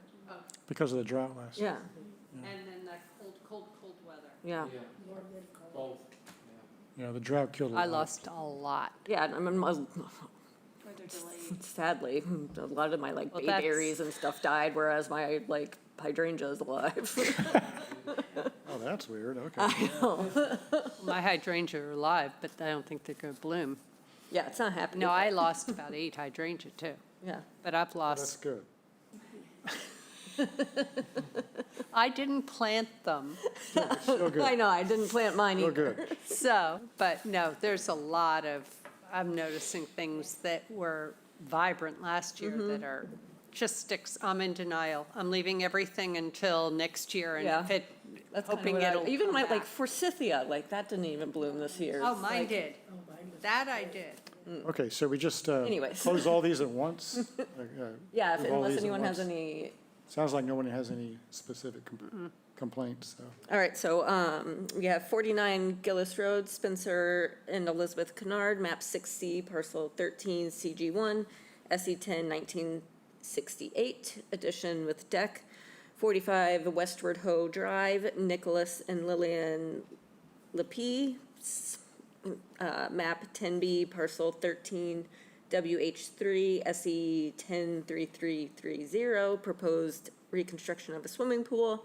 889 Orleans Road, Nancy Board Trust, map 11J, parcel 8, SE 103396, new dwelling on FEMA compliant foundation, work was never done.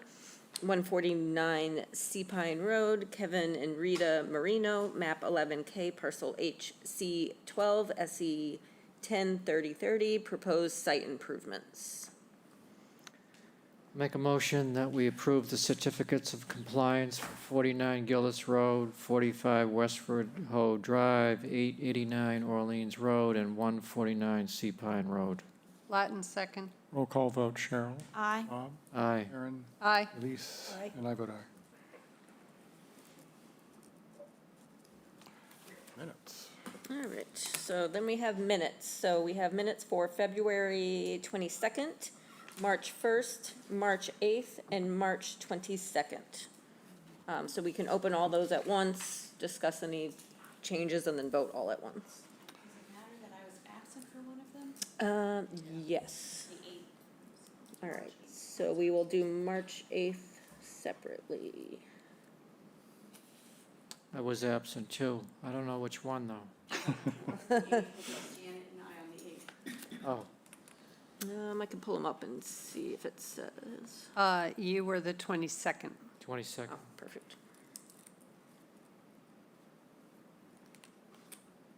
So the first two. All right, so we will have to do those two separately.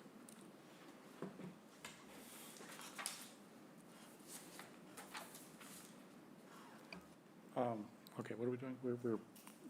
We're gonna do February 22nd?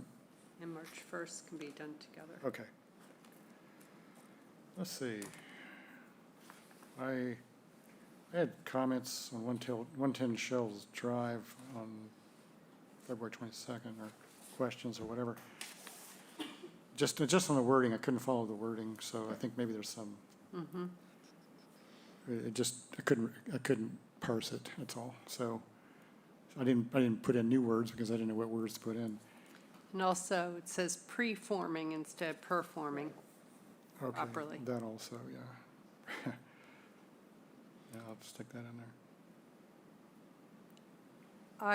I think the next to last sentence was the one I thought was particularly confusing. So I had the 6-foot stakes will be removed as they are not needed any longer. That could be it. Feel free to, oh, you can't do it because you don't have your device. I don't yes, have my yeah, device. That sounds right, yeah. Rather Okay. than Um, they are not intended to anything present. Are you going to edit these, Nikki, or you want? Or are you trying to figure them out also? Yeah, I was reading it as well. Metal stakes will be removed if they are not intended to anything present. They are no longer needed.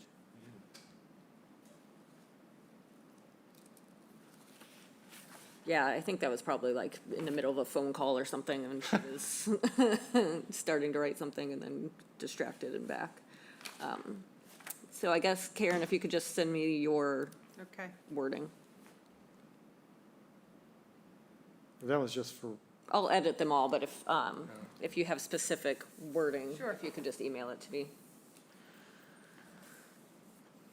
And that's all I had for that one. Anybody else have anything else for February 22nd?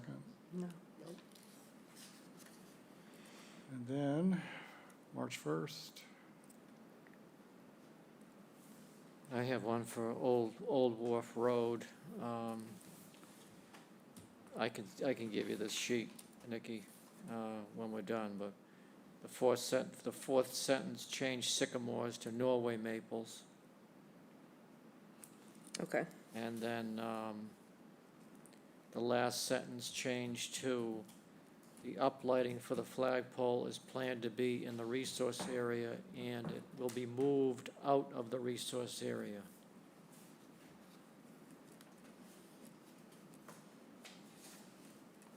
I can give you this at the end. that'd be great.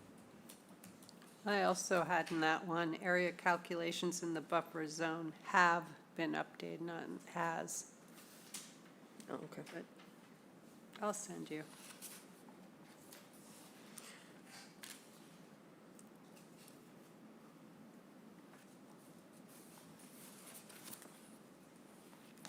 All right.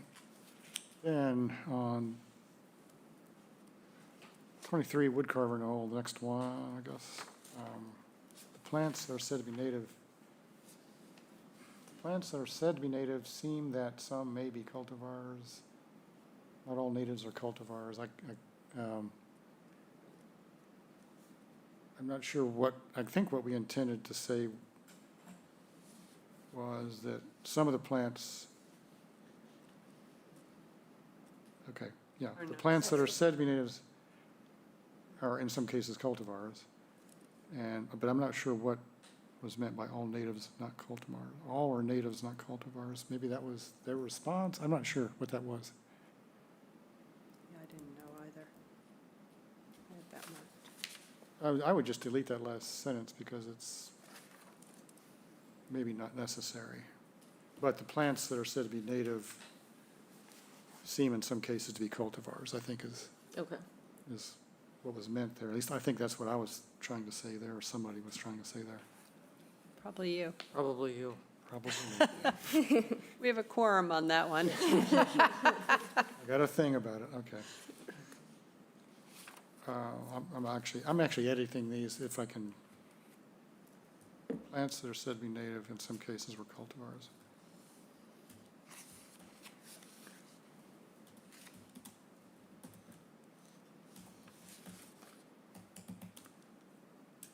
Cultivars, yeah, okay. So, anything else?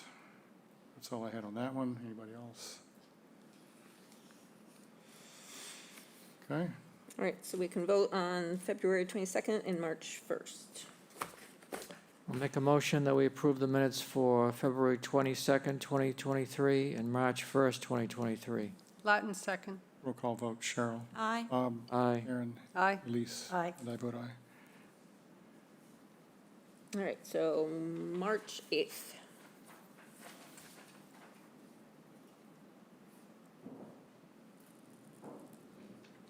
What is that? I thought I was being knocked I out wasn't again. Mark. March 8th. I don't seem to have anything myself. Oh, wait a minute. 149 Skyway, which is toward the end, just a couple of conditions that the of was left out. But that's in the marked up copy on Dropbox. Okay. I didn't have anything else. Anybody else? Okay. Then, Make a motion that we, what? we're doing that one's by itself? Okay, okay. Yes. Okay. Make a motion that we approve the minutes for March 8th, 2023. Latin second. Roll call vote. Cheryl? Abstain. Oh, very good. Bob? Aye. Aaron? Aye. Elise? Aye. And I vote aye. And then we have March 22nd.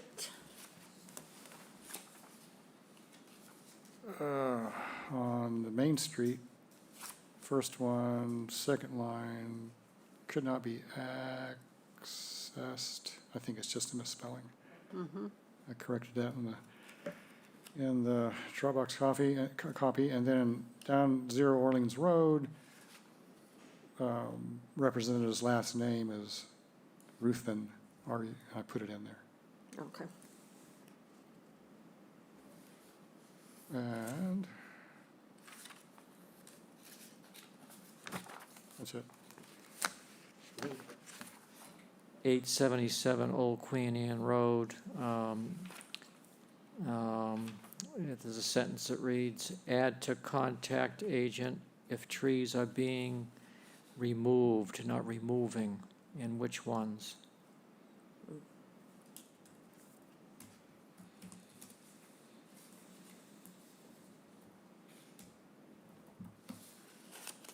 All right. Did it? Anybody else? Okay. I make a motion that we approve the minutes for March 22nd, 2023 with the changes noted. Latin second. Roll call vote, Cheryl. Aye. Bob? Abstain. Very good. Karen?